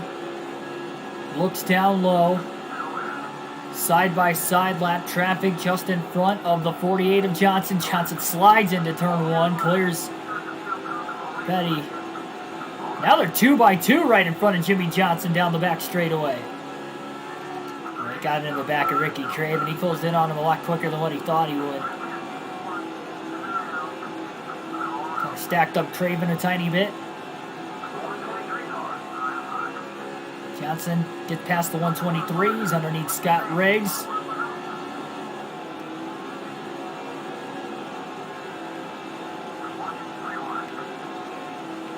It's around the 143. Barely kept it off the wall off turn 2, sliding around on old tires. Wow, down to the apron goes the 123 to cross over the race leader and stay on the lead lap, and he gets turned into Craven. The 123 car got clipped by the 48 of Johnson, who was trying to cut underneath him. And he about turned the 123 into the outside of Ricky Craven. Johnson's in the wall again now in 1 and 2, still trying to regather his race car. And that big lead is diminished down to about a second and a half. And all the lap cars he just worked hard to get around have gotten back around him again. So overdrove the car one tiny bit off the exit of 4. And what was a 6.5 second lead is down to a second and a half The gradual gains through this run, and now the lap traffic on top of it are just not helping Johnson, as his tires are getting older quicker than these other drivers are getting older on their tires.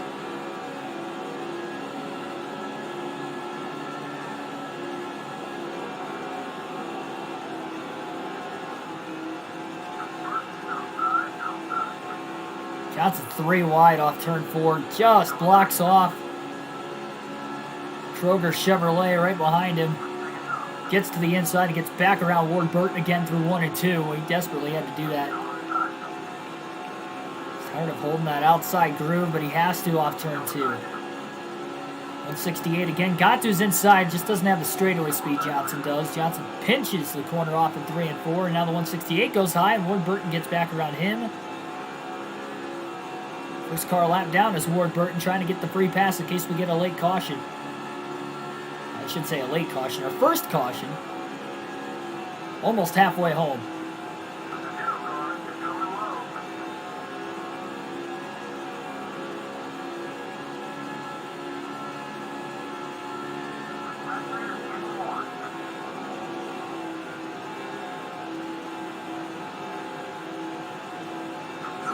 Johnson in the wall off turn 4 again.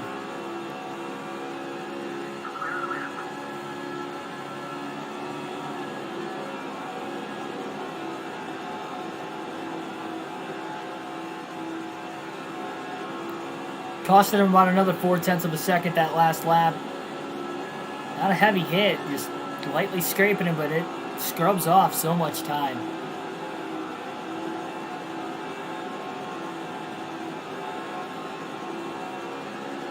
Very close to getting fresh tires back on the car again. Over 50 laps into this free flag stint. 3 wide underneath Scott Riggs and Ward Burton. We talked about Thunder 04 a little bit. Johnson not clear of the 123. And he turned himself into the wall and again loses time.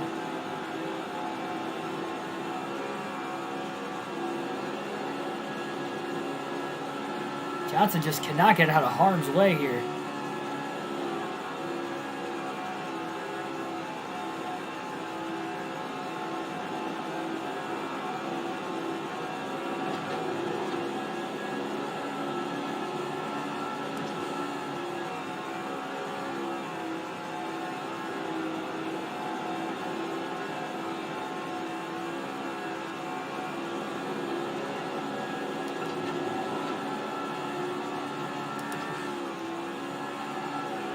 Craven desperately trying to stay in the lead lap.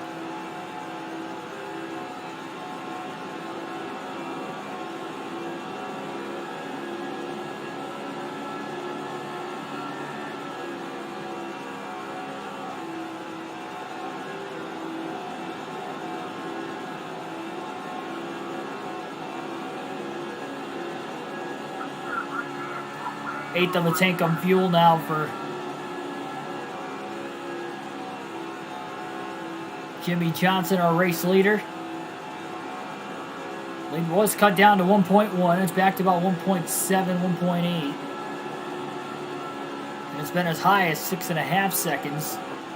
Not only during this opening run, but during this specific tire stint. Before that lead started to wipe away. And he's been losing about a 10th or 2 a lap these last few laps since just riding behind Ricky Craven. And he's playing it smart again. He started getting maybe a little aggressive as the tires were wearing out. We've seen that at the end of really his first 3 runs, and this is a 500-mile race. He's got to be careful. He's bailed himself out now 3 runs in a row doing it. Knowing we still have a couple more tire stints to the end, how much more is he going to be able to do this? He did pass Ricky Craven cleanly that time through 3 and 4. Finally got around him.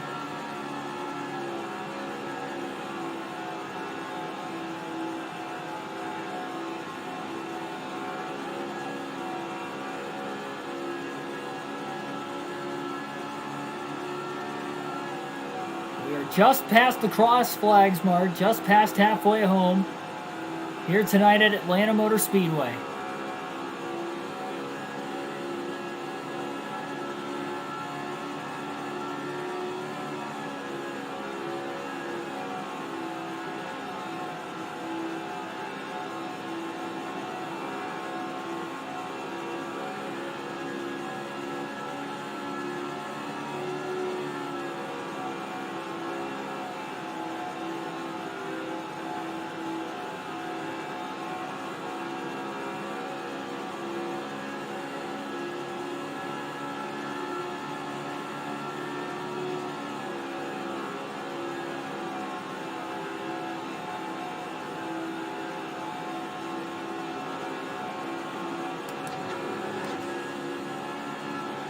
believe Joe Nemechek is already a lap down. Could be wrong on that, but I guess regardless of the fact, even if he was a lap down, he would stay just one lap down, or if he is on the lead lap, he'll likely stay on the lead lap. Johnson's coming to pit road very shortly. So he would have came out of the pits at lap 108. He went 63 laps on the last run. He has currently gone 61 already. He'll be 62 at the line this time. So he'll probably just try to go 63 laps again. And that's likely going to be his window right here.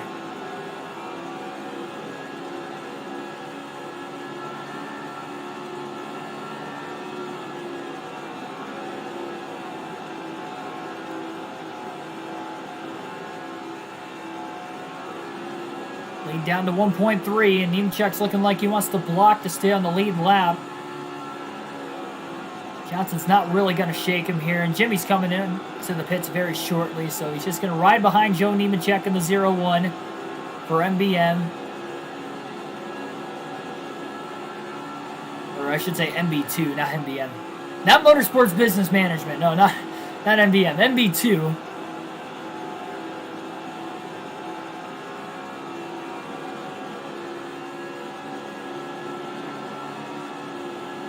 So it's been 63 laps now. Johnson coming to pit road as we speak, off turn 4. Locking the tires down. Oh, speeding by 1 second onto pit road. He tried to gas it up at the last second, thinking he might have backed it down a little too much. That wasn't the case. No adjustments on this 48 team for Jimmy Johnson, but a speeding penalty by just 1 mile an hour. 71 when he came in. Have to hope for no mistakes on this pit stop for the 48 team. That's a tough break.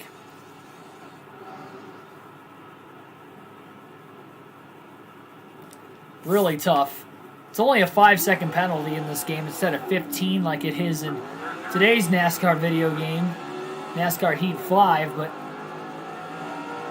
still nothing that you would want to have, that is for sure, especially with only a 1.3 second lead coming into the pits. That lead might be vanished by the time green flag pit stops cycle through. We'll have to wait and see. Johnson's been gaining time on pit road, though, by short pitting all day long. He gained 4.5 seconds the first time. Second time, he gained about 5.5 seconds. But with that 5-second penalty, he's not going to gain that much again, you would have to imagine. And he's going to be lucky to come out with the race lead this time around. We'll wait to see when Dale Jr. comes into the pits. Still got plenty of racing to get back from this pit road speeding penalty, especially considered, again, it's a 500-mile race. And then also we got a couple pit stops left. As long as we cycle through, he's not going to be in any danger of going a lap down as long as we cycle through. That's been the risk with short pitting, and it hasn't bit him yet today, and it's allowed him to lead a lot of laps too, so I don't know, he could get the most laps led.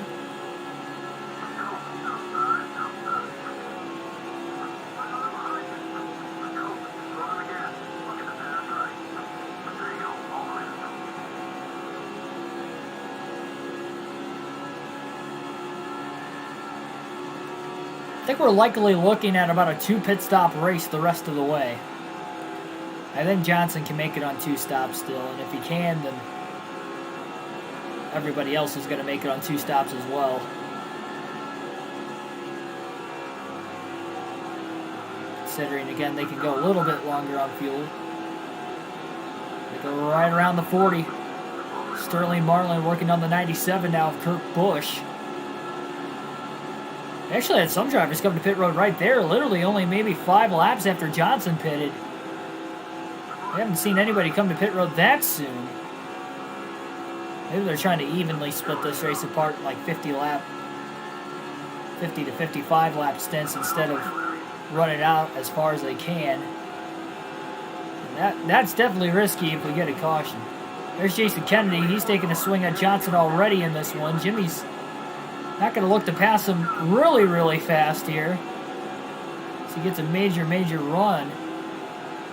He's got fresh tires. He's got to go for it. Got to the inside of Kennedy off turn 2 and passes him nice and cleanly. He had to get around him quick, otherwise Kennedy was probably going to take a swing at him like he did earlier. Not what Johnson wants. He needs to keep this car as clean as possible to the end of the race. Rod G, welcome to the stream. Throwback race indeed. Yes, that's why we are running the Cup Series on NASCAR 05 tonight. We haven't ran the Cup Series in a couple months on NASCAR 05. We've been doing at least one a week between the Truck and the Busch Series, but those are usually on days I work. Well, I don't work Sundays. Race got over early enough that I figured, hey, let's do this. Sunday night. The next race was at Atlanta. We've had a lot of fun with it.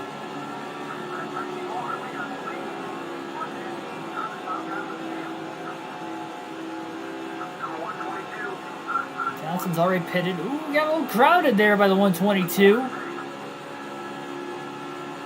Tiny bit of contact, nothing major there as he goes right around him down the back straightaway.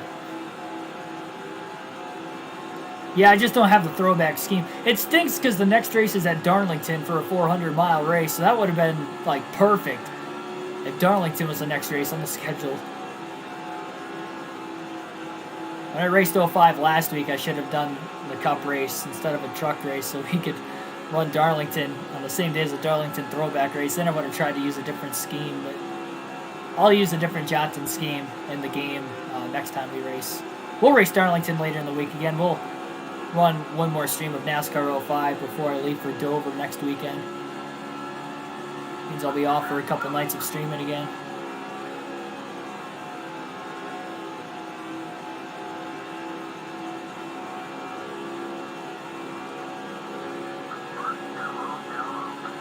Again, Jimmy Johnson had a pit road speeding penalty that last time through. It's only a 5-second penalty in this game, but he only had a 1.3-second lead, so we'll see if Dale Jr. can cycle out, or anybody really can cycle out as the race leader ahead of Johnson this time.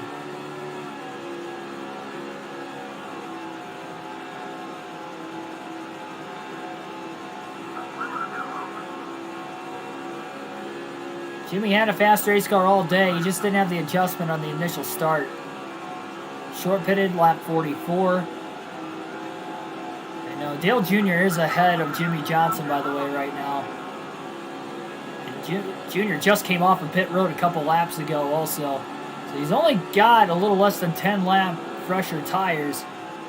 Not going to make a huge difference at Atlanta Motor Speedway in 2004, that's for sure. Might be enough to keep up with him, though. Tim Irvin, welcome to the stream.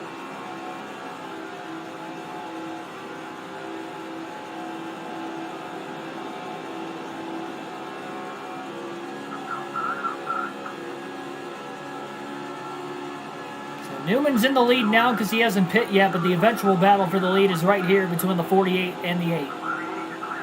Johnson's got a run off turn 2. Looks very down low.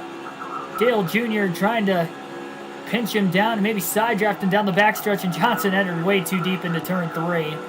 Got really sideways. He was almost like hooked on that white line. He was trying to get above it, but he didn't want to run into the side of Junior. Junior side drafting him and really pinching him down the back straightaway, racing him hard. NASCAR should do a throwback race every other race. That would stink because they would just run out of paint schemes. They'd be reusing. I mean, that's what I fear with all 3 series doing the throwback schemes, is that I fear, like, if we do this every year, we're going to get, like, 10 years down the road, and we're going to, like, literally be reusing the same paint schemes. It's the only thing that kind of stinks about doing it this often. Johnson gets back around Dale Jr. Kevin Harvick still has to hit pit road, by the way.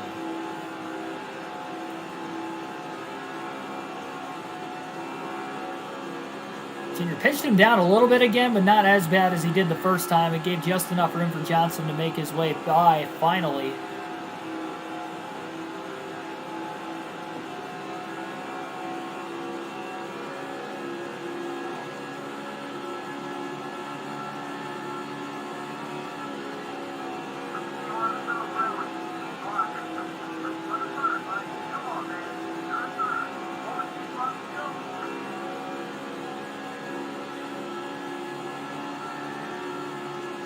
Only 2 more cars still have to hit pit road. That would be Tony Stewart and Kevin Harvick.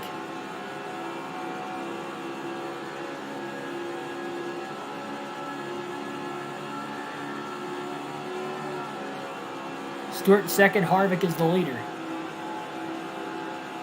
Favorite throwback scheme today?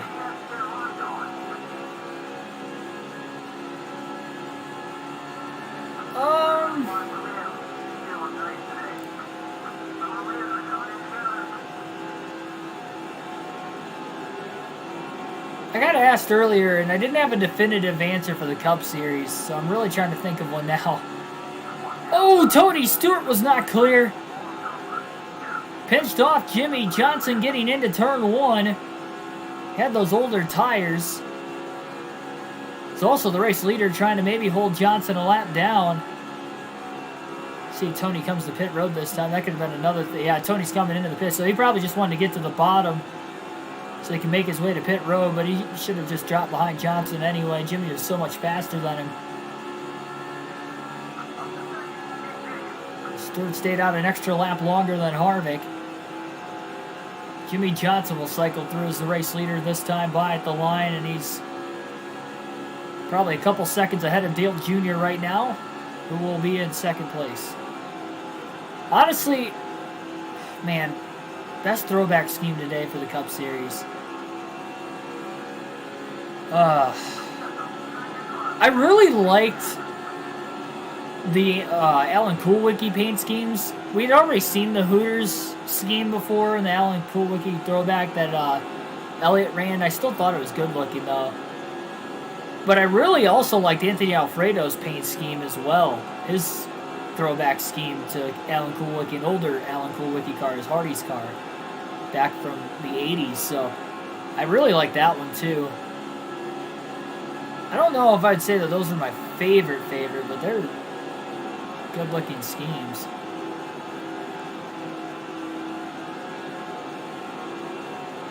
My favorite from the weekend entirely, I still think, is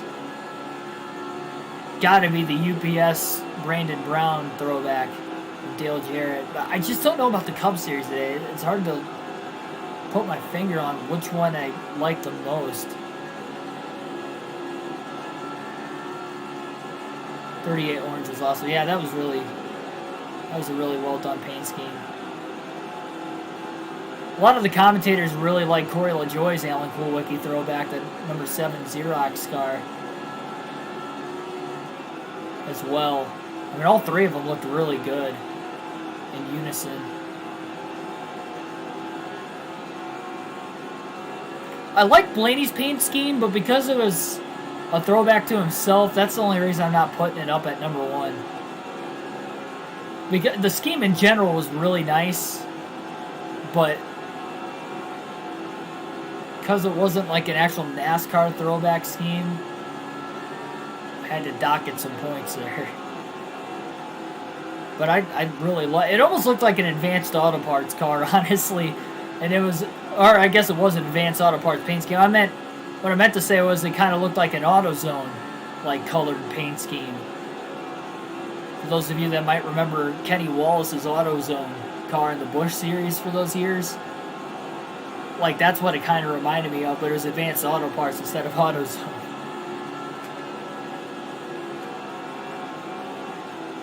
Jimmy Johnson's been stuck behind the 41 at Casey Mears here for a couple laps, and Dale Jr.'s closed about 0.4 of a second. Michael Annette's was really good, too. Yeah, Annette's was probably my second favorite behind Brandon Brown's. It was a close second, though.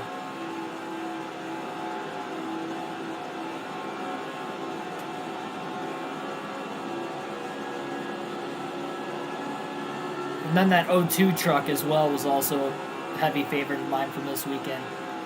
I just really can't pinpoint, though, like, an exact number 1. Usually I can most years.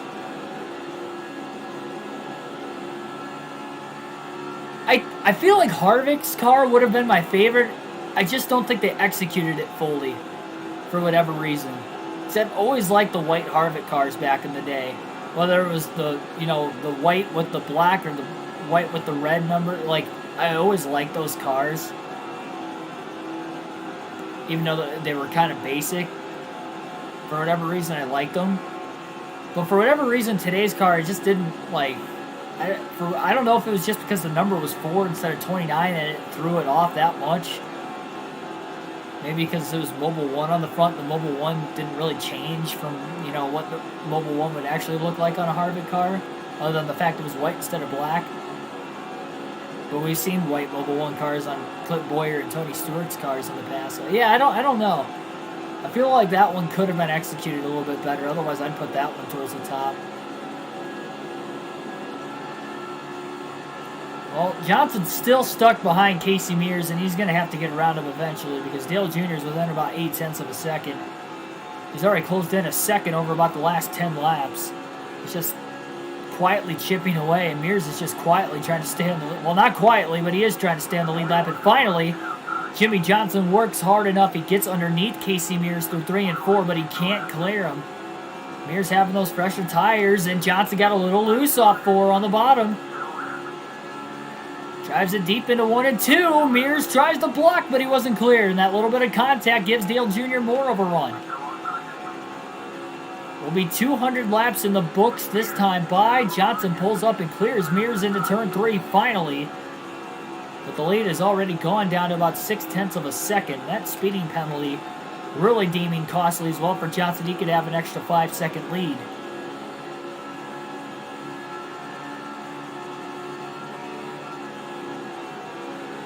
Eric Jones's throwback was pretty cool too.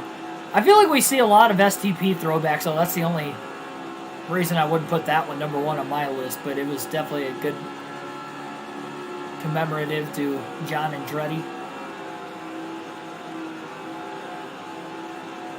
Jones was having a decent day. I mean, he was in the top 15. And he's great at Darlington. It's one of his best racetracks, but I mean, it's Richard Petty Motorsports. That's the only reason that, you know, I didn't put him there. Johnson way up the track in the marbles through 1 and 2.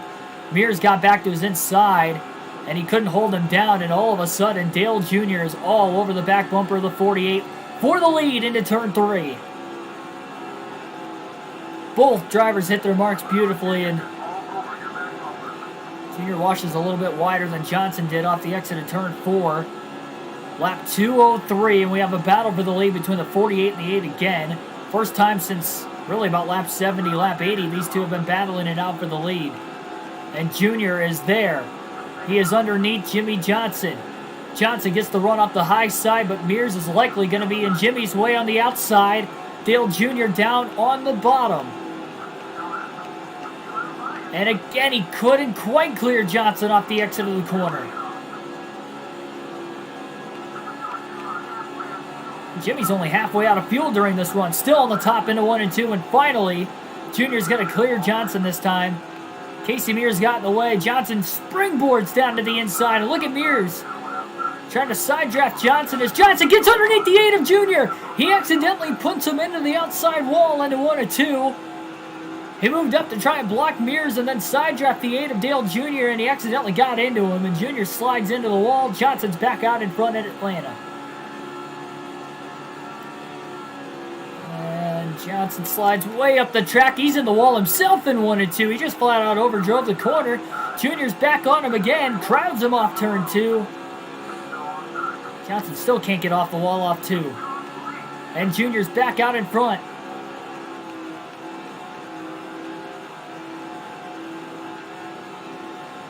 Tyler Reddick's car was all sorts of colorful. Honestly, William Byron's car was really nice, too. I've always liked the Valvoline paint schemes for really anybody, but I thought that they executed it really well.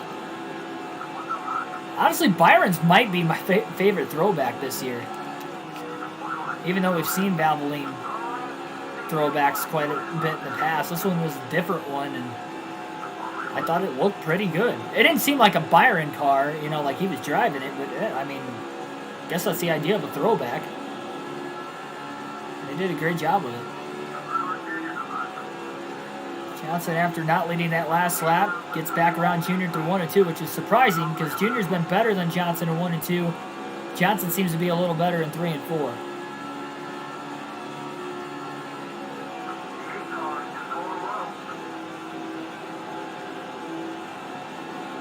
I thought it was just cool having the throwback race on Fox versus NBC because I feel like Mike Joy did a great job of, commentating what the cars took place in a lot because he was around during, most of the time period of where not all, but where most of these schemes were ran. And he had seen those cars in person, and he had seen those guys on the racetrack that drove those cars in the past. So, he had a lot of story behind it. And I'm sure, Fox was feeding the notes on top of it, maybe to re-clarify. But even still, like, he knew what he was talking about and everything, did a great job in detail of it. That I feel like on NBC, when they have the throwback races, because this is the first throwback race that's ever been on Fox, because they've only had these races since 2015. And the Darlington race last year they had it for was the Southern 500. They didn't have it during the first couple races back from COVID that were on Fox. So that was definitely a different touch, and I like the broadcast a lot better with the throwback race for that reason on Fox versus NBC. I think Rick Allen he gets a little bit too much slander, I feel like, but at the same time, when it comes to like talking about like history and stories and stuff, I like leaving that stuff to Mike Joy. I just think he does a better job of the storytelling part of it and can go into greater detail than what Rick Allen can.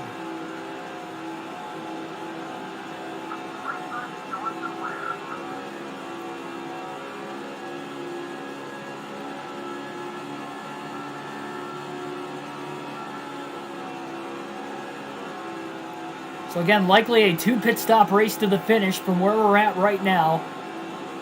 Still caution-free here tonight at Atlanta. It is Dale Jr. and Jimmy Johnson battling for the lead again. Second time today they've gone back and forth, and Dale Jr. back out in front. He clears Jimmy Johnson that time. But again, Johnson looks underneath into turns 1 and 2. Clears Dale Jr. right back. Big Mac the GOAT, welcome to the stream. That's a little sideways off too, trying to block Dale Jr. Down the back straightaway.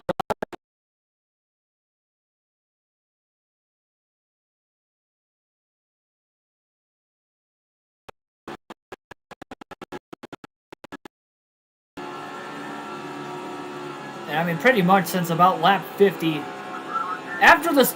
Once the pit stops cycled through, and Junior had the lead a little bit before pit stops, but once they cycled through, Junior was not clear of Jimmy Johnson, put him in the wall, similar to what Johnson did off turn 2 about 10 to 20 laps ago on Junior, so I guess they're even now. Jimmy still hanging in tight, and again, Junior couldn't clear him off turn 4. Jimmy slides into 1 and 2 up the racetrack. Into the marbles again. Gonna get the run off the high side. Huge run down the back straightaway. He'll take it to the bottom now into 3 and 4 underneath Dale Jr. again. Johnson's clear. What a battle. Johnson slides into the wall though off turn 4. A bit too much on the power slide, but he still stays in front of Dale Jr. Casey Mears starting to come back into this one, even though he's a lap down. 137 as well. Sticking around, and Johnson into the side of the 137 off turn 2, and once he got on him, he couldn't get off of him. That was Chad Coleman. Jr. going to follow that line to the inside now, and Dale Jr. back out in front again. Nowhere to go for Jimmy Johnson. Trying to fight back down to the bottom and stay in front of Casey Mears, and does, in line behind Dale Jr. You'd have to assume the third place driver, whoever it is closing in. Because they're battling like it's the last couple laps, and it's not. Still got just over 100 to go.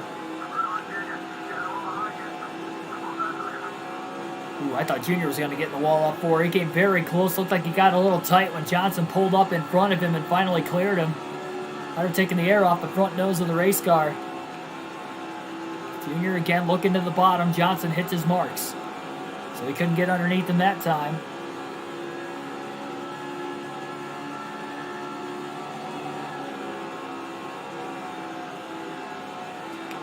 Ooh, Johnson wiggles. Through 3 and 4, up the track he goes. And that was enough for Dale Jr. to get on by. who again has a tiny bit fresher tires than Jimmy Johnson. Favorite racer, Jimmy Johnson. Well, there you go. Racing as Jimmy here today. And for this entirety of the Cup Series, a NASCAR Chase for the Cup 2005 on the channel, a retro Chase for 8. We did the Chase for 8 on NASCAR Heat 5. We're doing it reverse edition, trying to get him his first championship. Because he had not won one up to this point in his NASCAR career. His first title was in 06. This takes place on the 2004 season, by the way, as well. So this would be 2 years before Johnson actually won his first title.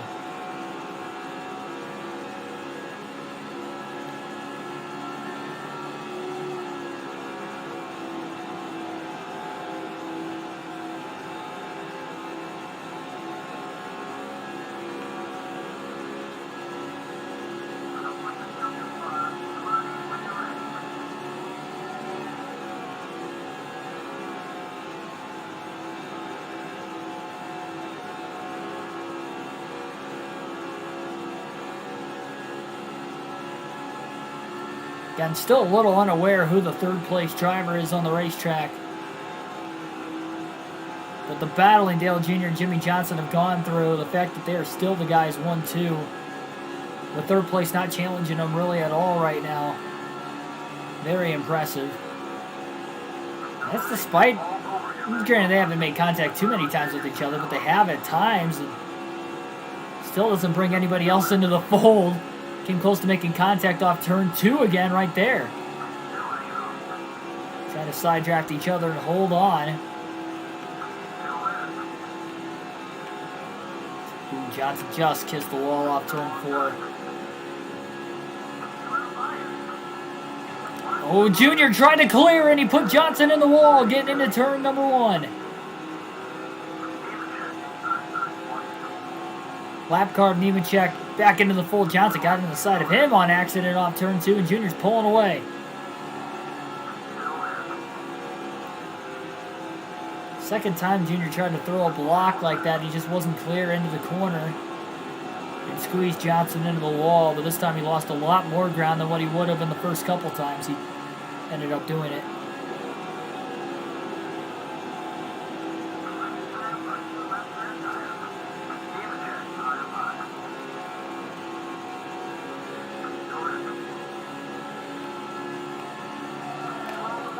Trying to slide underneath Nemechek, who was really pinching him down into 3.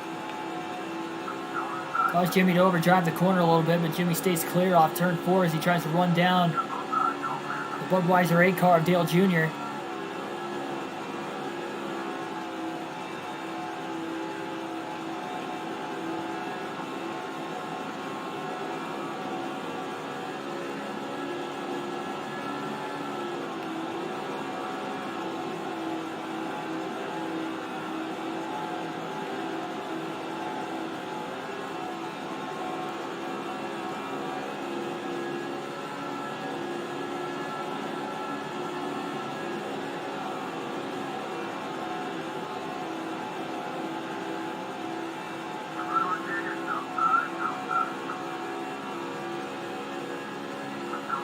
Now Junior's trying to side draft Jimmy Johnson into 3 and 4, kind of like lap car Joe Nemechek did. Johnson chases Junior back up the track.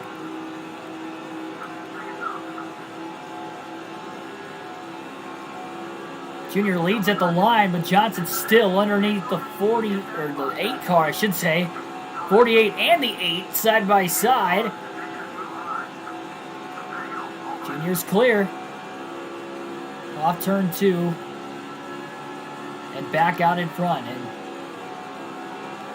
Dale to the back bumper. Going to look maybe a little high through 3 and 4. Maybe get a run down the front stretch. I think he just kind of got tight and slipped up there and lost a tiny bit of ground to the 48 of Johnson. Tries to duck back down to the bottom again.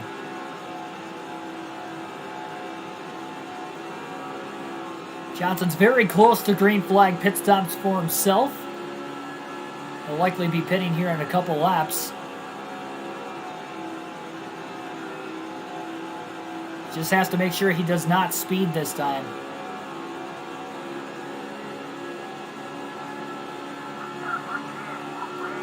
about an eighth of a tank of fuel left. Still probably go about 5 or 6 laps. I don't think he's going to take it quite that long.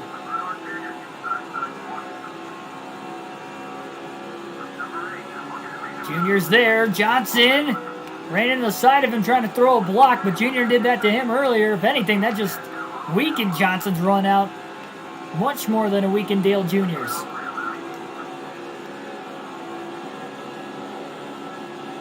Caution! Trouble on the racetrack as they get into turn 1. First caution of the day. Right after Dale Jr. takes the race lead back from Jimmy Johnson. And the 144 goes around hard into the outside wall off the exit of turn 2. Slams down the banking into the inside retaining wall as well. Hard hit without the safer barrier there. On both ends of the racetrack. First caution of the day. Pit stops coming up, at least for the 48. And everybody's going to come to pit row, so it's going to put everybody back on the same strategy again. It's still going to be a 2-stop race to the finish from here as we are just under 100 laps to go at Atlanta.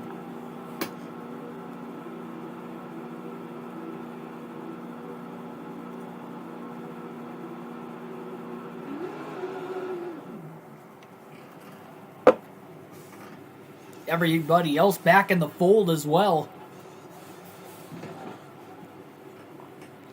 Johnson's picker's been pretty fast all day. They've had 15.7 second stops each of the first 3 stops, and pit road penalty brought Junior back to the lead, and look at that. Terrible pit stop by the 48 team of Jimmy Johnson. Well, there might have been some guys that stayed out there, but I don't think everybody on the lead lap stayed out. No, nobody on the lead lap stayed out. Green flag back in the air at Atlanta. About 92 laps to go. Johnson gets down to the bottom, but he had to let a couple lap cars go to do it.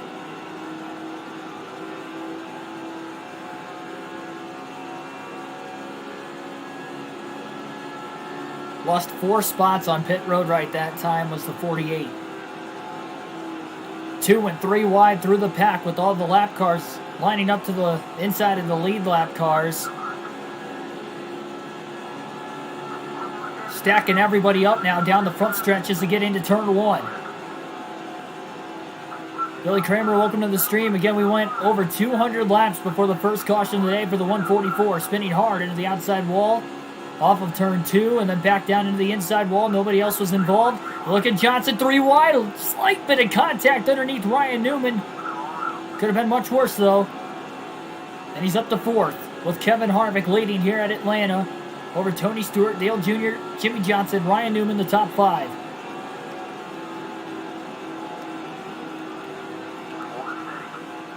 Trying to shoot that 8 car, and now Junior's trying to block too.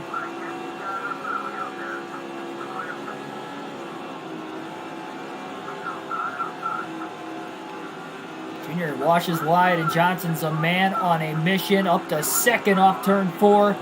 Right in line behind race leader Kevin Harvick with 90 laps to go at Atlanta.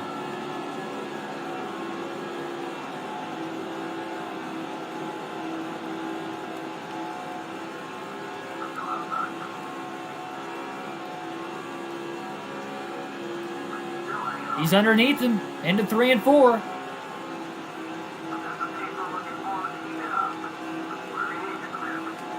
Johnson just could not quite clear Harvick off 4, at least didn't want to attempt it there, but he does lead the lap at the line. Drives it deep into 1 and 2. Has those fresher tires this early in the run. He's able to grip up, and he clears Kevin Harvick off turn 2 this time. Jimmy Johnson in the Lowe's Hendrick Chevrolet is back out in front again at Atlanta. Another blown engine on the inside of the racetrack. That would be Elliott Sadler. Harvick had to check up. He almost ran in the back of him. Trying to desperately get back to the inside of Johnson. He had to check up. He lost a couple tenths of a second in 3 and 4 that time.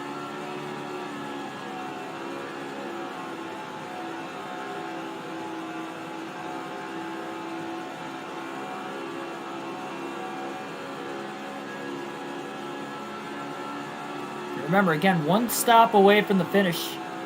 62 to 68 laps. It's about how far these guys can go on fuel. And we restarted with About 93 to go. Harvick looking low for the lead again into 1 and 2, but Johnson hits his marks. A lot easier for him to do it while he's on fresher tires. Clean air helps as well, where when he was battling with Junior every time it was lap traffic.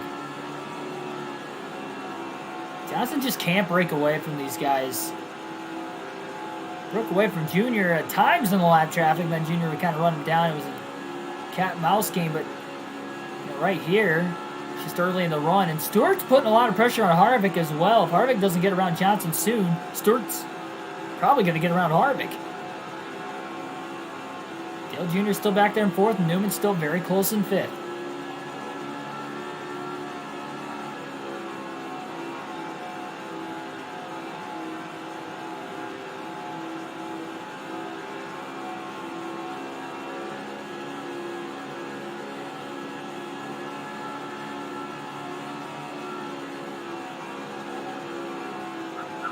Next race for this next Hell Cup season again coming up at Darlington later in the week. The 400-mile event.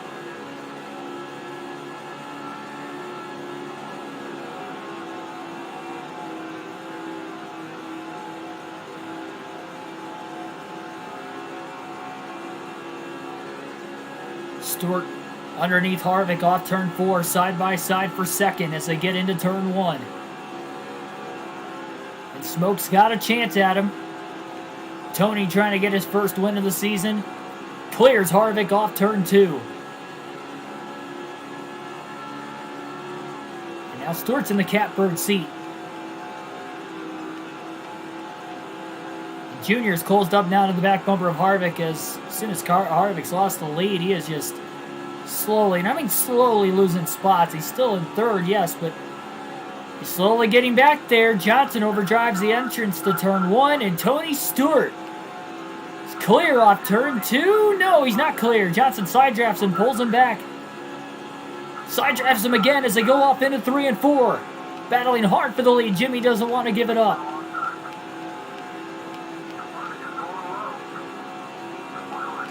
Side drafts him down the front stretch too. It's getting narrow. Very narrow on this racetrack. Is Tony going to clear him off turn 2 this time? No, he doesn't. Jimmy's still there. Desperately side drafting him again as they get off into turn 3. Harvick gets tight. He's almost in the wall. Dale Jr. might get it underneath him for 3rd. Look at this battle side by side for about 2 whole laps, with Johnson on the high side and Stewart on the inside. Now, this is impressive. Tony just can't clear him. And these guys are not giving up.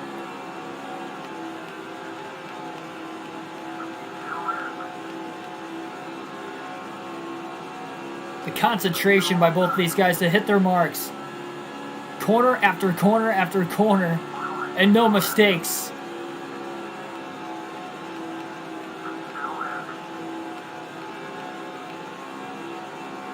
Who's going to get the advantage? This has been like 3.5 laps of side-by-side between Stewart and Jimmy Johnson. They've been tight.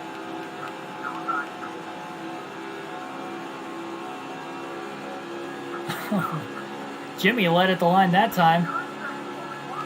Oh, they got together a tiny bit. Nothing major, though. I mean, they very lightly grazed each other. What a battle.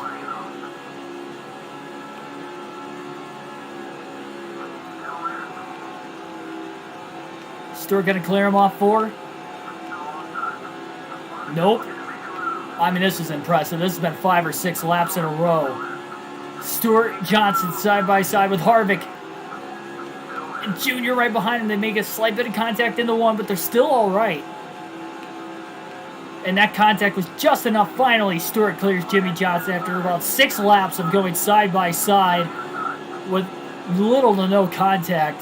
That last little bit of contact was actually enough that would cost Johnson the lead. He has to drop in line behind him. What a battle.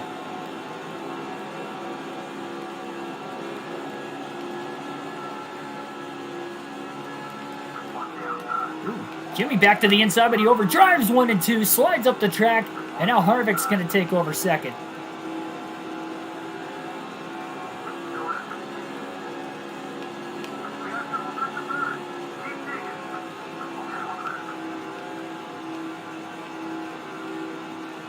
Roberto Sandoval, welcome to the stream. PS5 graphics are disappointing. Yes, this is the PS5. NASCAR 2005 Chase for the Cup on the PS5.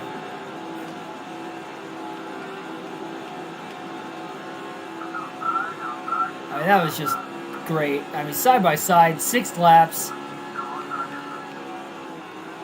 On a fast 1.5 miles like Atlanta, and now they're 3 wide for the lead after the 48er Johnson slid up into the 20 of Tony Stewart, and Harvick's got the lead.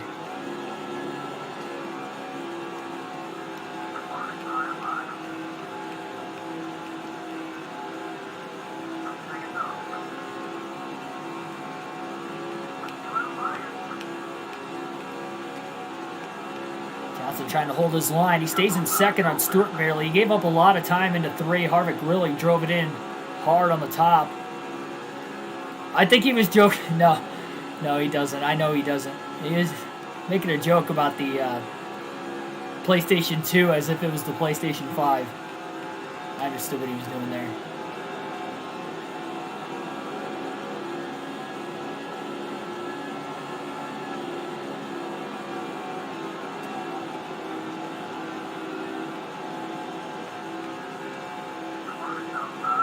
Johnson to the inside of Harvick. Oh, Harvick pinched him.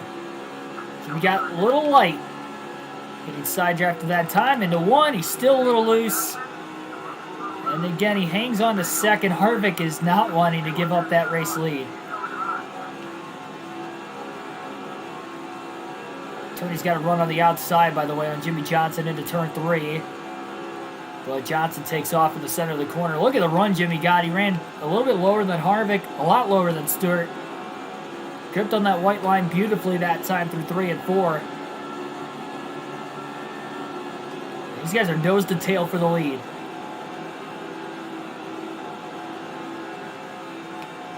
Oh, how did they not make contact there? And again, Harvick pinches Johnson below the apron where he just can't hold on to his line. Jimmy's doing everything he can to race the 29 car clean. Harvick's going to end up wrecking himself and the 48 if he keeps driving him that low below the racetrack. Harvick goes a little wide that time through 1 and 2. Johnson underneath him and clears him off turn 2. No chance for Harvick to pinch him down there. Great move. Junior's really slipped back since the restart.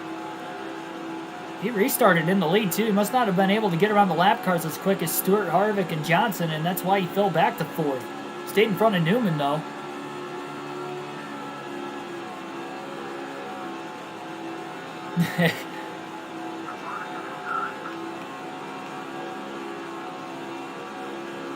That may be, Roberto. That may be.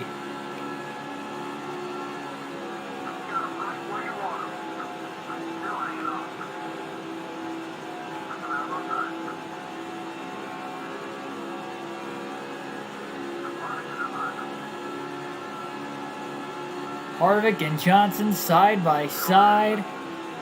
Harvick led at the line. Johnson, though, back out in front again. We have had no word of who has clinched the most laps led, if anybody. I don't even think anybody has today. It's been pretty even between who's led more between Junior and Johnson, it seems like, in this race. I think Jimmy's led a little bit more, but no guarantees. A lot of that's mainly because of this run with Junior only leading those first couple laps off the restart, and that was it. Tony Stewart, Kevin Harvick, side by side for second behind the 48. This is a great 3-car battle for the lead since this restart. 37 this upcoming Tuesday. Well, happy early birthday to you. Hopefully you guys are having a happy Mother's Day as well. I'm sure you tell your moms happy Mother's Day if you haven't already. Ooh, Stewart grazed the wall off turn 4, and Harvick easily gets back around it for second because of it. We'll see if he can get back around Jimmy Johnson. Not that time, no chance. Yeah, we ended up going bowling last night for Mother's Day. It's what my mom wanted, so went bowling. I actually bowled the game of my life despite maybe bowling 5 or 6 times my entire life up to this point. I don't know how I did it, but I did. Bowled a 160. Whatever I was doing right.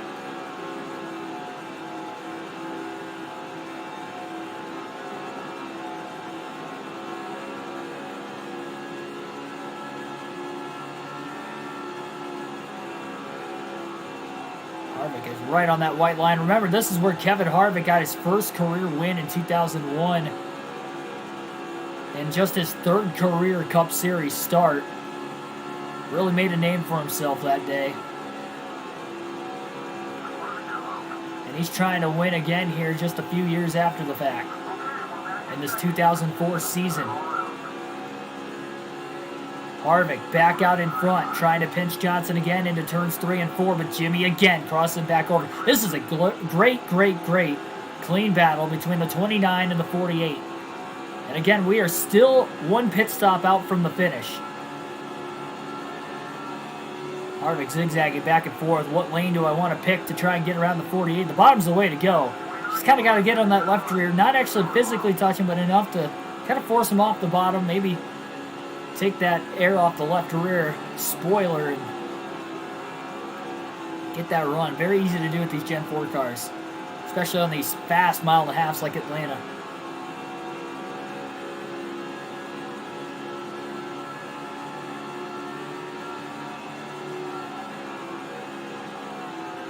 I thought Stewart might have gotten in the back of Harvick there. He definitely came close.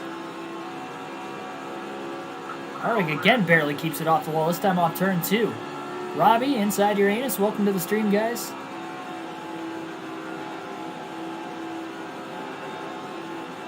Harvick just keeps getting tight off the exit of these corners, and I think it's because he's tucked in line on the bottom behind the 48.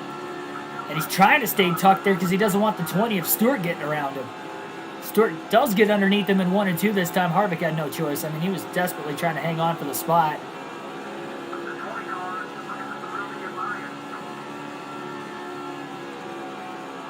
Wider corner entry into 3 and 4 for Johnson. A little risky.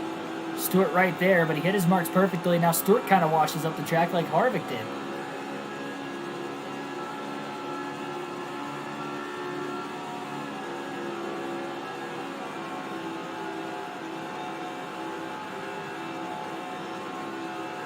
Yeah, I'll tell you what, compared to the NASCAR Heat games, you definitely don't want to ram in these EA games, because all I do is try to ram you back. There's no, I mean, they basically try to end your day. Like, you try to accidentally make a minor bit of contact with them, and they'll just try to wreck you instantly and try to end your day. I mean, that get you to DNF. We've gotten killed many times. Not on this game, necessarily. I mean, we somehow have not DNF'd in the Truck, Busch, or the Cup Series on this game, but in NASCAR Thunder 04, we had our fair share of incidents with that one. They're a little bit more drastic in that game versus what they are in 05, but they're still pretty bad in this game. I mean, we've gotten turned a couple times, but we luckily haven't DNF'd, and we were able to kind of save it through a spin, but I don't think that's happened in the Cup Series yet, but it has happened in the Truck Series. Got some cars just coming off of pit road up ahead. Our first drivers that have made their green flag pit stops, their final pit stops of the day, and Tony Stewart hops to the bottom. Thought he might have been coming that time. I guess he was just trying to block Harvick's run that Harvick might have had down the back straightaway. I think Stewart and Harvick have been a little bit more patient, not necessarily with each other for second, but maybe on trying to pass the leader Johnson, knowing we have one more pit stop still to go.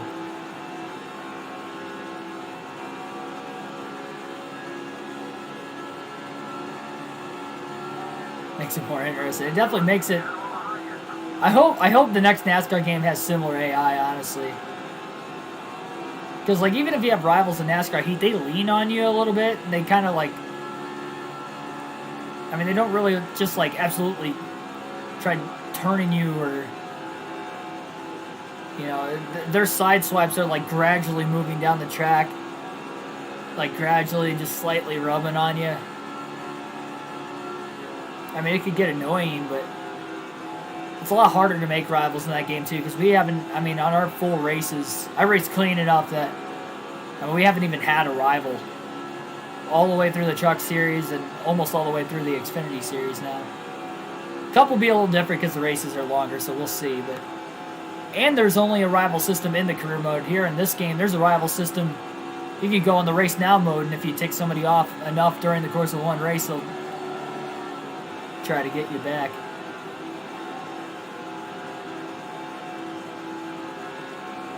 Ooh, Harvick almost ended up in the wall. Jimmy's been a little loose here these last couple laps himself. He's waiting to see if Harvick or Stewart hit pit road. Because once they pit, I think Jimmy's going to try to come onto pit road as well. We've seen some of these other drivers pit, but none close enough to where Johnson's saying, okay, I should pit now too. Even though, again, we're less than 60 to go. He's gone 63 laps on a few occasions. So he'd definitely be able to make it to the end.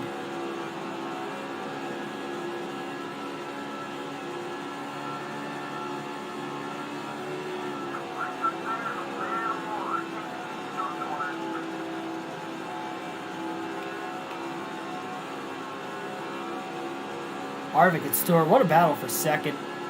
Back and forth. Kind of like what we saw out of the 48 and the 8 earlier. Or even the 29 and the 48, but that only lasted for a handful of laps. Harvick slides wide. Stewart gets underneath him. Well, Jimmy Johnson just clinched the most laps led at the start-finish line that time by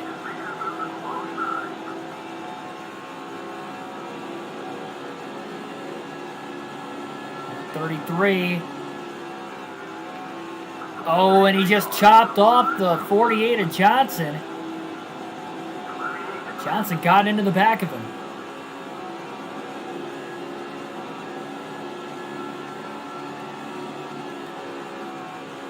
And now the 133 moves up in 1 and 2, and he's going to let him go by. Should have just did that before. He's already a lap down. Now he's 2 laps down. Oh, and he just held up Tony Stewart off turn 2 and allows Johnson to get a little bit of a gap on the second and third. Junior's back in the mix again. Oh, somebody's in the wall. Junior's in the wall off turn 4. I think he might have clipped the lap car. And Newman had to check up behind him. We stay green, though. But they did make contact off turn 4, and Junior ended up in the outside wall. And only the top 3 survived the lap car of the 133. Thanks for hitting that like button as well. 14 likes. Get you guys to pop in here during this NASCAR 05 stream. 50 laps to go here tonight at Atlanta for Jimmy Johnson. He's already clinched just a couple laps ago the most laps led, which means 10 bonus points with this format, this points format here in 2004.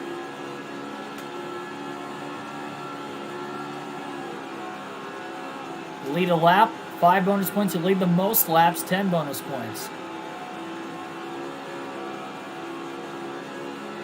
Stewart clear, back of the 29 of Harvick, and he's working on Johnson again.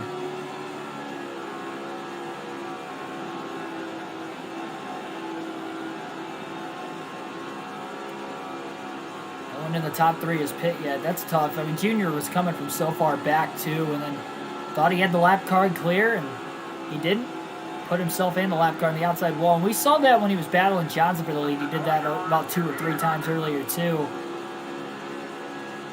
He's having a tough time maybe seeing out of that rearview mirror or something. The spotter is just flat out calling him clear when he's not clear, whatever the case is. He's done that multiple times today. And it's been both off turn 2 and turn 4 now. Usually it was off turn 2, but that time it was off turn 4 with the lap car.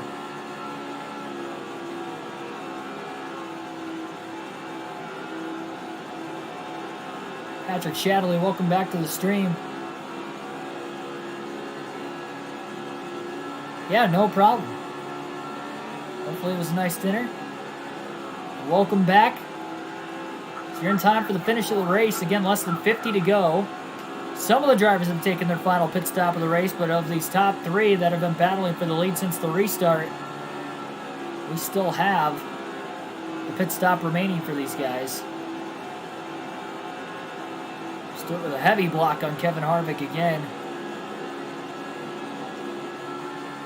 And only one caution for the 144, one of the generated drivers spinning off turn 2 into the outside wall and down the track into the inside wall. Stewart to the lead off turn 2. Johnson slid a little wide and he ended up in behind the lap car. Kyle Petty 3 wide to the bottom to try and get back around Stewart quickly into 3 and 4, and Johnson wastes no time. Harvick going to try to follow Johnson after he got blocked off by the 48 down the back straightaway. And now Harvick is still underneath Stewart for second, but Johnson never officially lost the lead. So he led back by the start-finish line from the last lap to this lap. 2 more lap cars coming up. One of them is his teammate Terry Labonte in the number 5. Labonte might end up letting him go, you'd have to imagine. Ricky Craven also ahead. This Craven being a Chevrolet means Pontiac was in its last year in 2003, so in Thunder 04 he was in a Pontiac, he's in a Chevy now. Craven slides up the track, 3 wide. Johnson trying to make quick and drastic moves on the lap cars of Craven and Labonte. He clears Craven, and he's got Labonte clear into turn 3 as well. For them being side by side, you would have thought they could have held up Johnson a little bit more. They definitely held up Harvick and Stewart more than they held up Johnson. Harvick got the worst end of it, being on the outside of Stewart. They're coming in. He definitely got boxed in. Took Stewart about an extra corner compared to what it took Johnson. But then Johnson slides up the track to 1 and 2. And off the exit of 2, Stewart's right back to him again. 42 laps to go at the start-finish line. One green with 93 to go. Johnson's gone as far as 63 laps on fuel 3 separate times today. Again, we are getting down to the wire. Stewart back to the bottom again. Johnson's starting to slip up the track in 1 and 2. We saw that a lot earlier in the race also. Now he was side by side for Stewart with about 5 or 6 laps earlier today. These guys are a lot older tires now than what they were about 30 laps ago when that happened. And that means Stewart's going to be able to get around him a lot quicker. Jimmy couldn't hold the outside quite as well as he did earlier. Johnson's already clinched the most laps led, and Harvick and Stewart have both led already today anyway. So it's not like he's giving up any more points during the run to these guys. Now Stewart's trying to side draft Johnson. Trying to hang on to the outside. Johnson gets loose into turn 3, slides the car down to the bottom, and Harvick's up to second. And Johnson's going to pit right now. He got sideways. He lost time in 3 and 4. He's going to pit before the leaders do, and he did not speed on the pit road that time. 4 fresh tires, full tank of fuel, and probably a wise decision to pit while he got sideways, and he lost about a second on the top 2.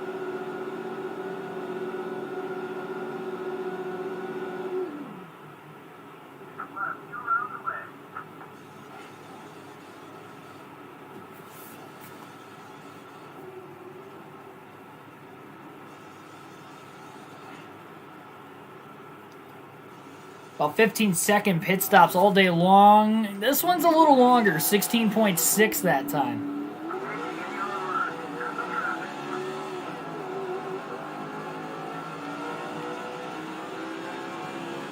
Don't want to get back onto the track that soon. Not while we're still getting up to speed. Ward Burton in the 0 was down there. Now Johnson could get back up onto the inside at least. Lets Jeff Burton go, and now Johnson's close to being up to speed. He'll file himself in line. And he was the first of the leaders to hit pit road, so he's hopefully going to take this advantage on fresher tires. He just really needs to hope it stays green long enough for everybody to cycle through pit stops. So it leaves the 20 of Stewart and the 29 of Harvick to battle it out for the lead.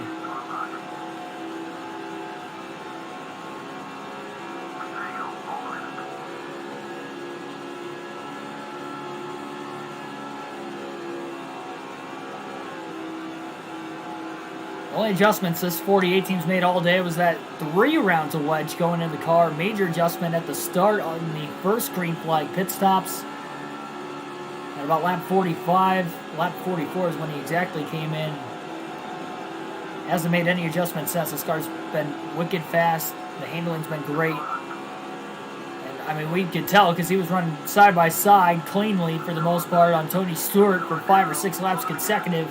That doesn't show you how good of a handling race car Johnson's got. I don't know what does. He's going to have to go about 40 laps on these tires to the end of the race, but considering he has gone over 50 laps 4 times now, he can definitely do it. Again, if this was today's surface at Atlanta, 40 laps is a lot. But back in 2004, this track only had about 6 years of wear and tear on it versus the over 20 years now that they've got on it. One of the other leaders coming into the pits currently, couldn't tell who it was. Tony Stewart's still out on the racetrack and still ahead of Harvick and the rest of the field. When will the leaders pit? How fast of a pit stop will they have? And with Johnson pitting earlier compared to the top 3 at least, or at least the 2 guys he was battling inside the top 3, he should cycle out ahead of them, you would think. But what about anybody else? There were a lot of cars that pit about 20, 25 laps even before Johnson pitted when that window first opened. If any of them were on the lead lap, are they going to cycle out in front of Johnson? Will Johnson and Stewart and Harvick and those guys have to run them back down to the finish? That's very well possible. And Tony Stewart has gone the longest on fuel all day long. He still can't make it to the end. He's going to be 25 to 30 laps short, but getting down to it here.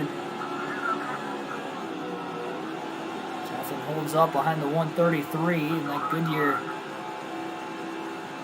Chevrolet and got around him cleanly that time through 3 and 4. He had to check up a little bit on corner entry, but center of the corner he quickly got underneath him.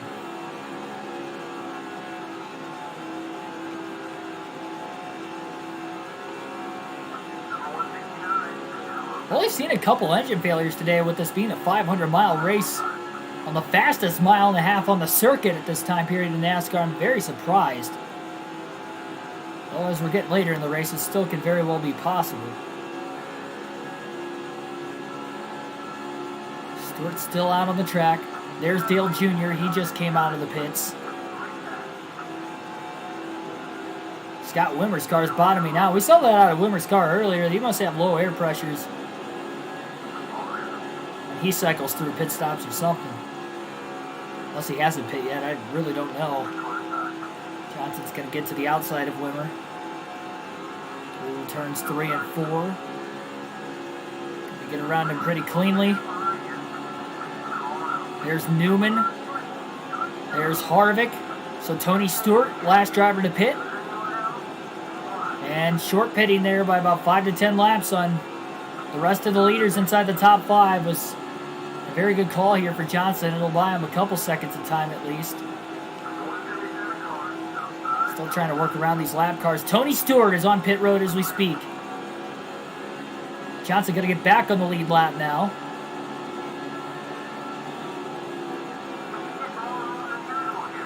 Ram someone for content. Yeah, not going to do that right now. Not intentionally, at least. Focus on winning this race at this point. Johnson looking for his second win of the season. Won the second race of the year at Rockingham. Stewart's just coming off of pit road. Pretty decent pit stop for Tony Stewart, but not fast enough. Johnson slides the car. Oh, into the side of the 123, and he's into the wall as Charlie Davis. He cut the corner way too deep, getting into 1 and 2. And that's going to buy Tony Stewart some extra time. That was a hard hit into the outside wall. And Stewart wasn't going to be able to hold on to the lead. A fast pit stop wasn't going to be good enough, but that mistake Johnson made overdriving the corner into turns 1 and 2. Got into the lap car of Charlie Davis and into the outside wall pretty decently. Damage is still in the yellow, so it's not heavy damage on the car. It definitely could be worse. Davis is racing him hard right now. Jimmy really wants to get around, and that gave Stewart the lead. Otherwise, Jimmy would have cycled ahead of him by probably about a second by the time Stewart could have gotten up to speed. Instead, Stewart had about a half a second lead with 23 laps to go. 28 to go, rather. 28 laps to go, nearing lap 300. And Johnson is right there off turn 2 again. And he's got a little bit older tires than Stewart. About 15 laps. Johnson clear off turn 4, passing Tony Stewart. 3 lap cars coming up still as well.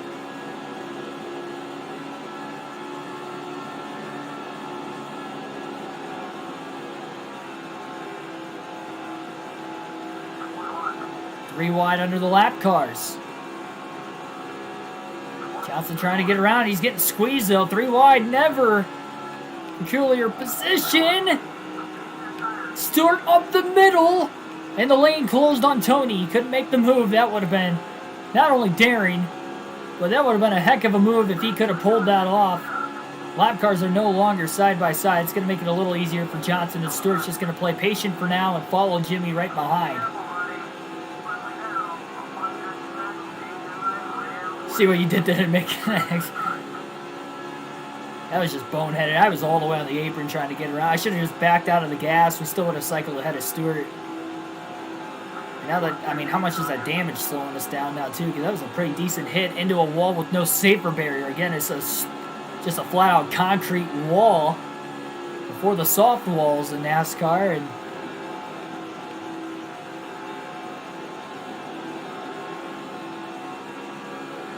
yeah, it's pretty, you can see the damage on the right rear.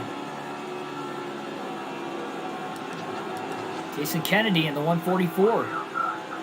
Drifts high. Johnson, Stewart, get around him. Jimmy barely clears him off the exit of turn 4. 24 laps to go at the line. It's a race between the top 2 currently. Tony Stewart, Jimmy Johnson.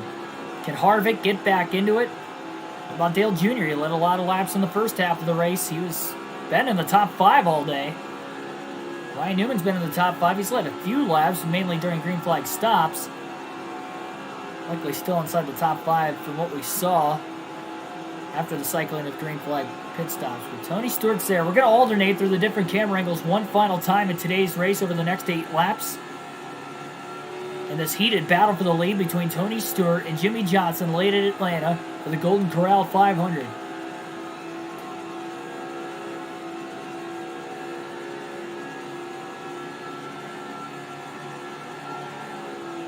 A lot of clean air in front of Johnson, though. No lap traffic, at least anytime soon. They likely will catch at least a couple more cars, you would think, before the end. And again, we've only had 1 caution all day long as well. Will we get another caution before the end of this race? In a 500-mile race, we only get 1 yellow. I'm going to be very surprised.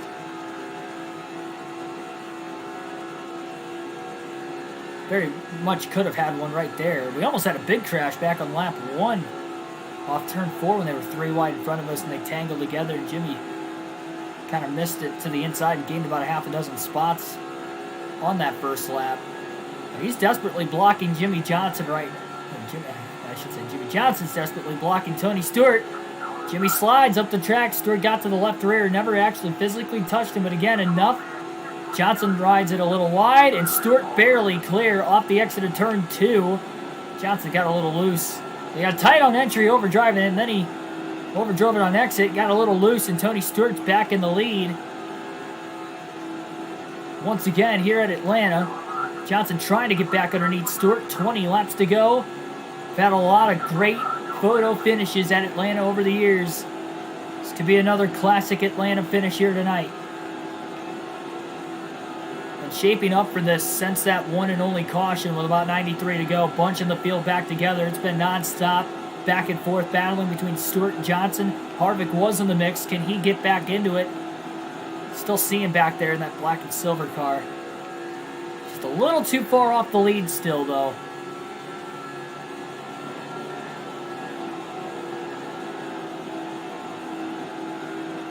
Stewart and Johnson have raced clean with each other all day, though.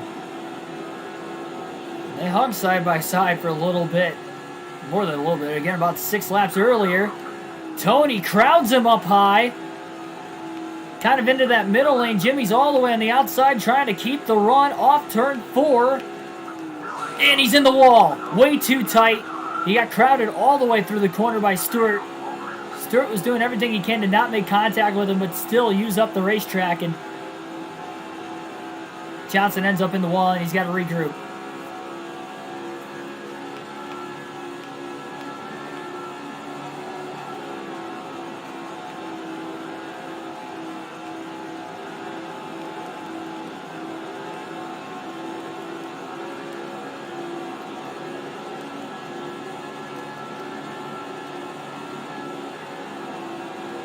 More damage, Tony. So, well, I guess Tony Stewart didn't get damage. He didn't make any contact with it.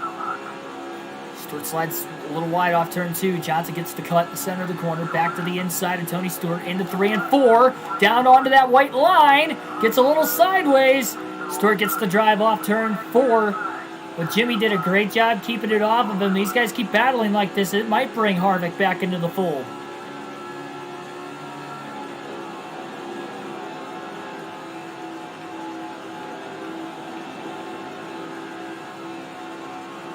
Another run off turn 2. And again into 3 and 4. Johnson to the bottom. This time he goes up to side draft Stewart. Sends it into 3 and 4. Oh my goodness. Again, another slide. And he just can't clear Stewart off turn 4 both times. Tony gets the run off the top again. 15 to go at Atlanta. Jimmy just gets alongside. He can't complete the pass though.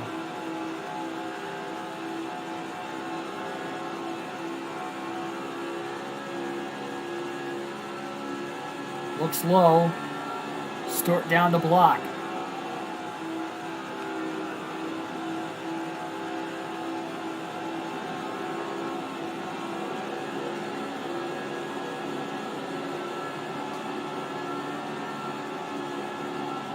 Stewart wins this race. It's going to be simply because Johnson just overdrove the car one too many times. Definitely tell the speed's been knocked out of the 48 because he can't quite complete the pass. And once he gets alongside of him, he just gets sideways.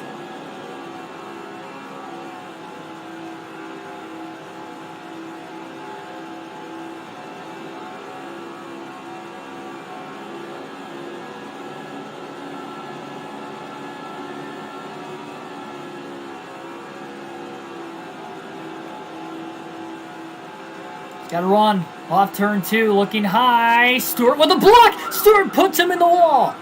Tony Stewart just put Jimmy Johnson into the outside wall. Jimmy gets the run though into 3 and 4 and passes him. And now they're both in the wall off turn 4. That time without contact with each other. 12 to go. Jimmy's car is gone, and he can't keep it off the wall now. He's wanting to drift all the way up the track with the damage. After Stewart put him in the wall off turn 2, plus the couple times he got in the wall in recent laps leading up to it.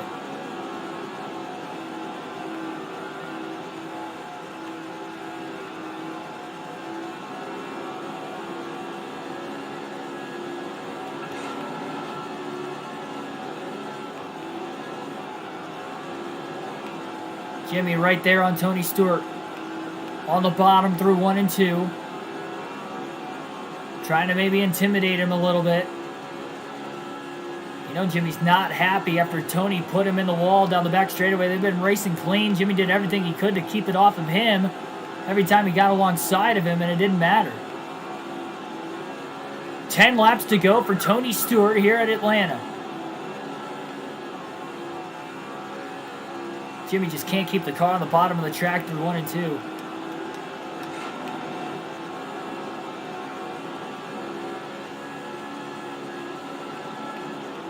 Really both ends of the track.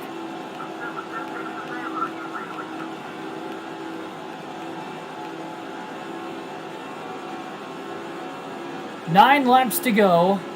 Looks like they got a couple more lap cars they're finally approaching here.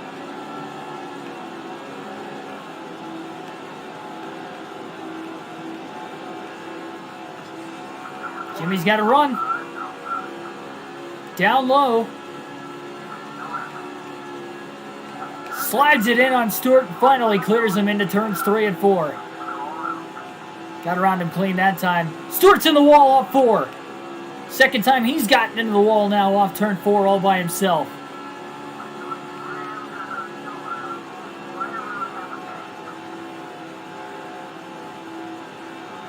Now Tony's got to regroup.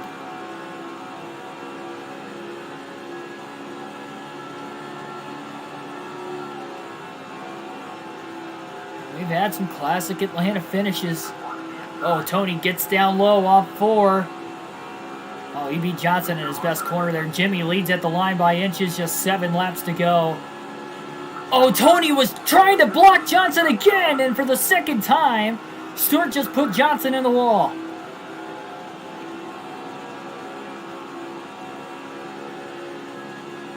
Twice now, Tony Stewart just flat out blocked Johnson when he wasn't clear.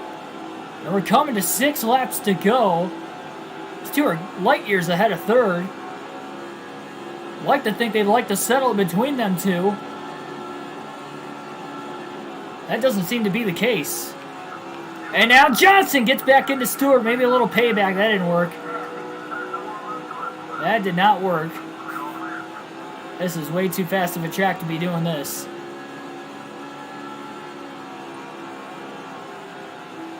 Not that the straightaways are super long, but you're on the throttle so much here at Atlanta. 5 laps to go at the line. Jimmy does not want to lose this race after Stewart has put him in the wall not once but twice here in the closing laps.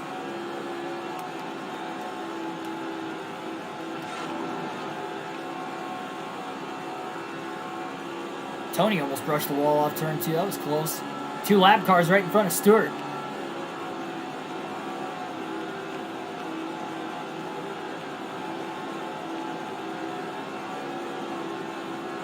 Jimmy's gaining. Stewart underneath the lap car, the 191. Mark Martin might move up and out of the way, and he does. Stewart kind of checked up in the corner. Either that or, Johnson just had that big of a run. Oh, Tony's loose. 3 to go at the line.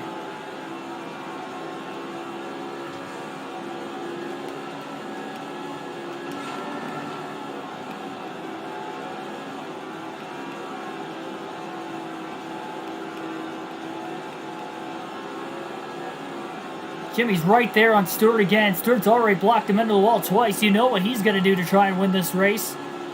Well, Jimmy used the bumper of his own. He is all over Tony Stewart in the 20. 2 laps to go. Johnson down low for the lead. Clear. Clear off turn 2. Lap and a half remains. They get to the white flag. Remember, there were no cautions on the last lap in these EA Sports games. It will be a race back to the checker. Stewart keeps it off the wall up forward that time. Lap car may play a factor. White flag in the air, 1 lap to go. Johnson hasn't been able to grip the bottom well in 1 and 2 late into the runs, but he does that time, and Tony Stewart is all over him looking for the lead. Johnson's going to block down the back straightaway. Tony's blocked Jimmy into the wall a couple times. Jimmy slides high through 3 and 4, and here comes Stewart to the bottom. Tony Stewart is going to win this race. Oh no, he put him in the wall again. A 3rd time, and Tony Stewart wins at Atlanta. Unbelievable. Stewart wins on a last lap pass. He just put Johnson in the wall 3 times late.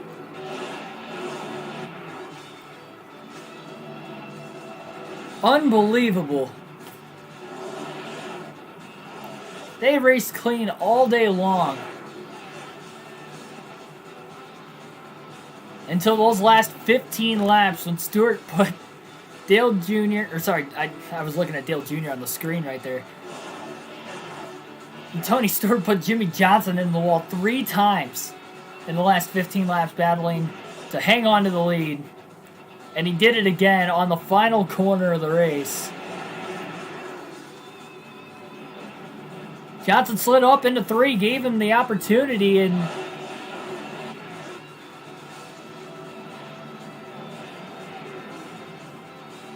Jimmy's going to try to side draft him and try to get that pull off turn 4, get the run off the high side, which we saw him do earlier when he battled with Stewart, but he just didn't have the car from the damage that he had gotten put into the wall a couple times before that.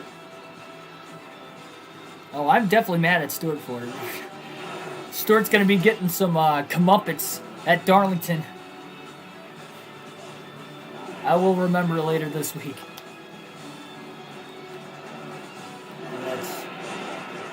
That stinks that he tore up the car, too. He ran clean for most of the day.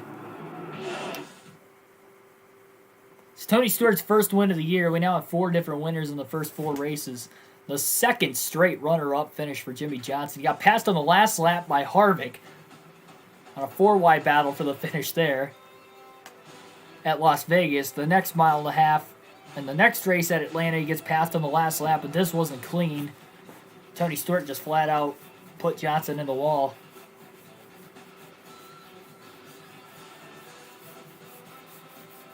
I cannot believe he... I'll have to look at the I went down a little bit to try and side draft him, but he definitely came up. I did not get that close to him that I just turned into him, I don't think. Let me look at I'm looking at the last lap again. I'm not rewinding it enough. There we go.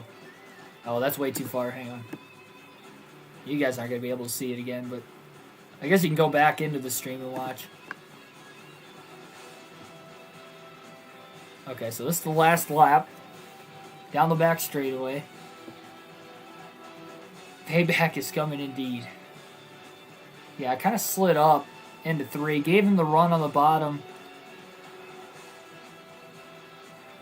Okay, well... He came up a little bit, but I also was in the process of coming down to side draft him too. I think he was just trying to pull up clear, honestly. The first 2 times he was trying to block and he just put me in the wall. That one was less egregious, but it was just the fact he did it 2 times in a row before that 3rd time. That the 3rd time didn't look really egregious like it did the first 2, but it... Because I was coming down a little bit, but...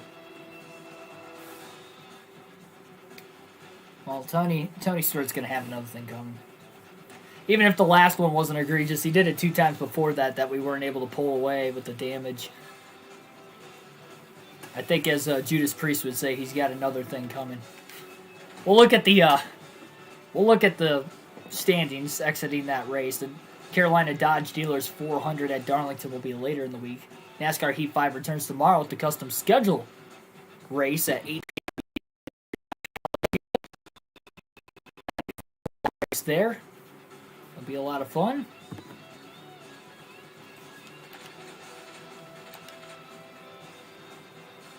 Dale Jr., current points leader by 26 over Kevin Harvick. The top, I mean, we're only 4 races into the season. The top 11 are all within 1 race worth of points still.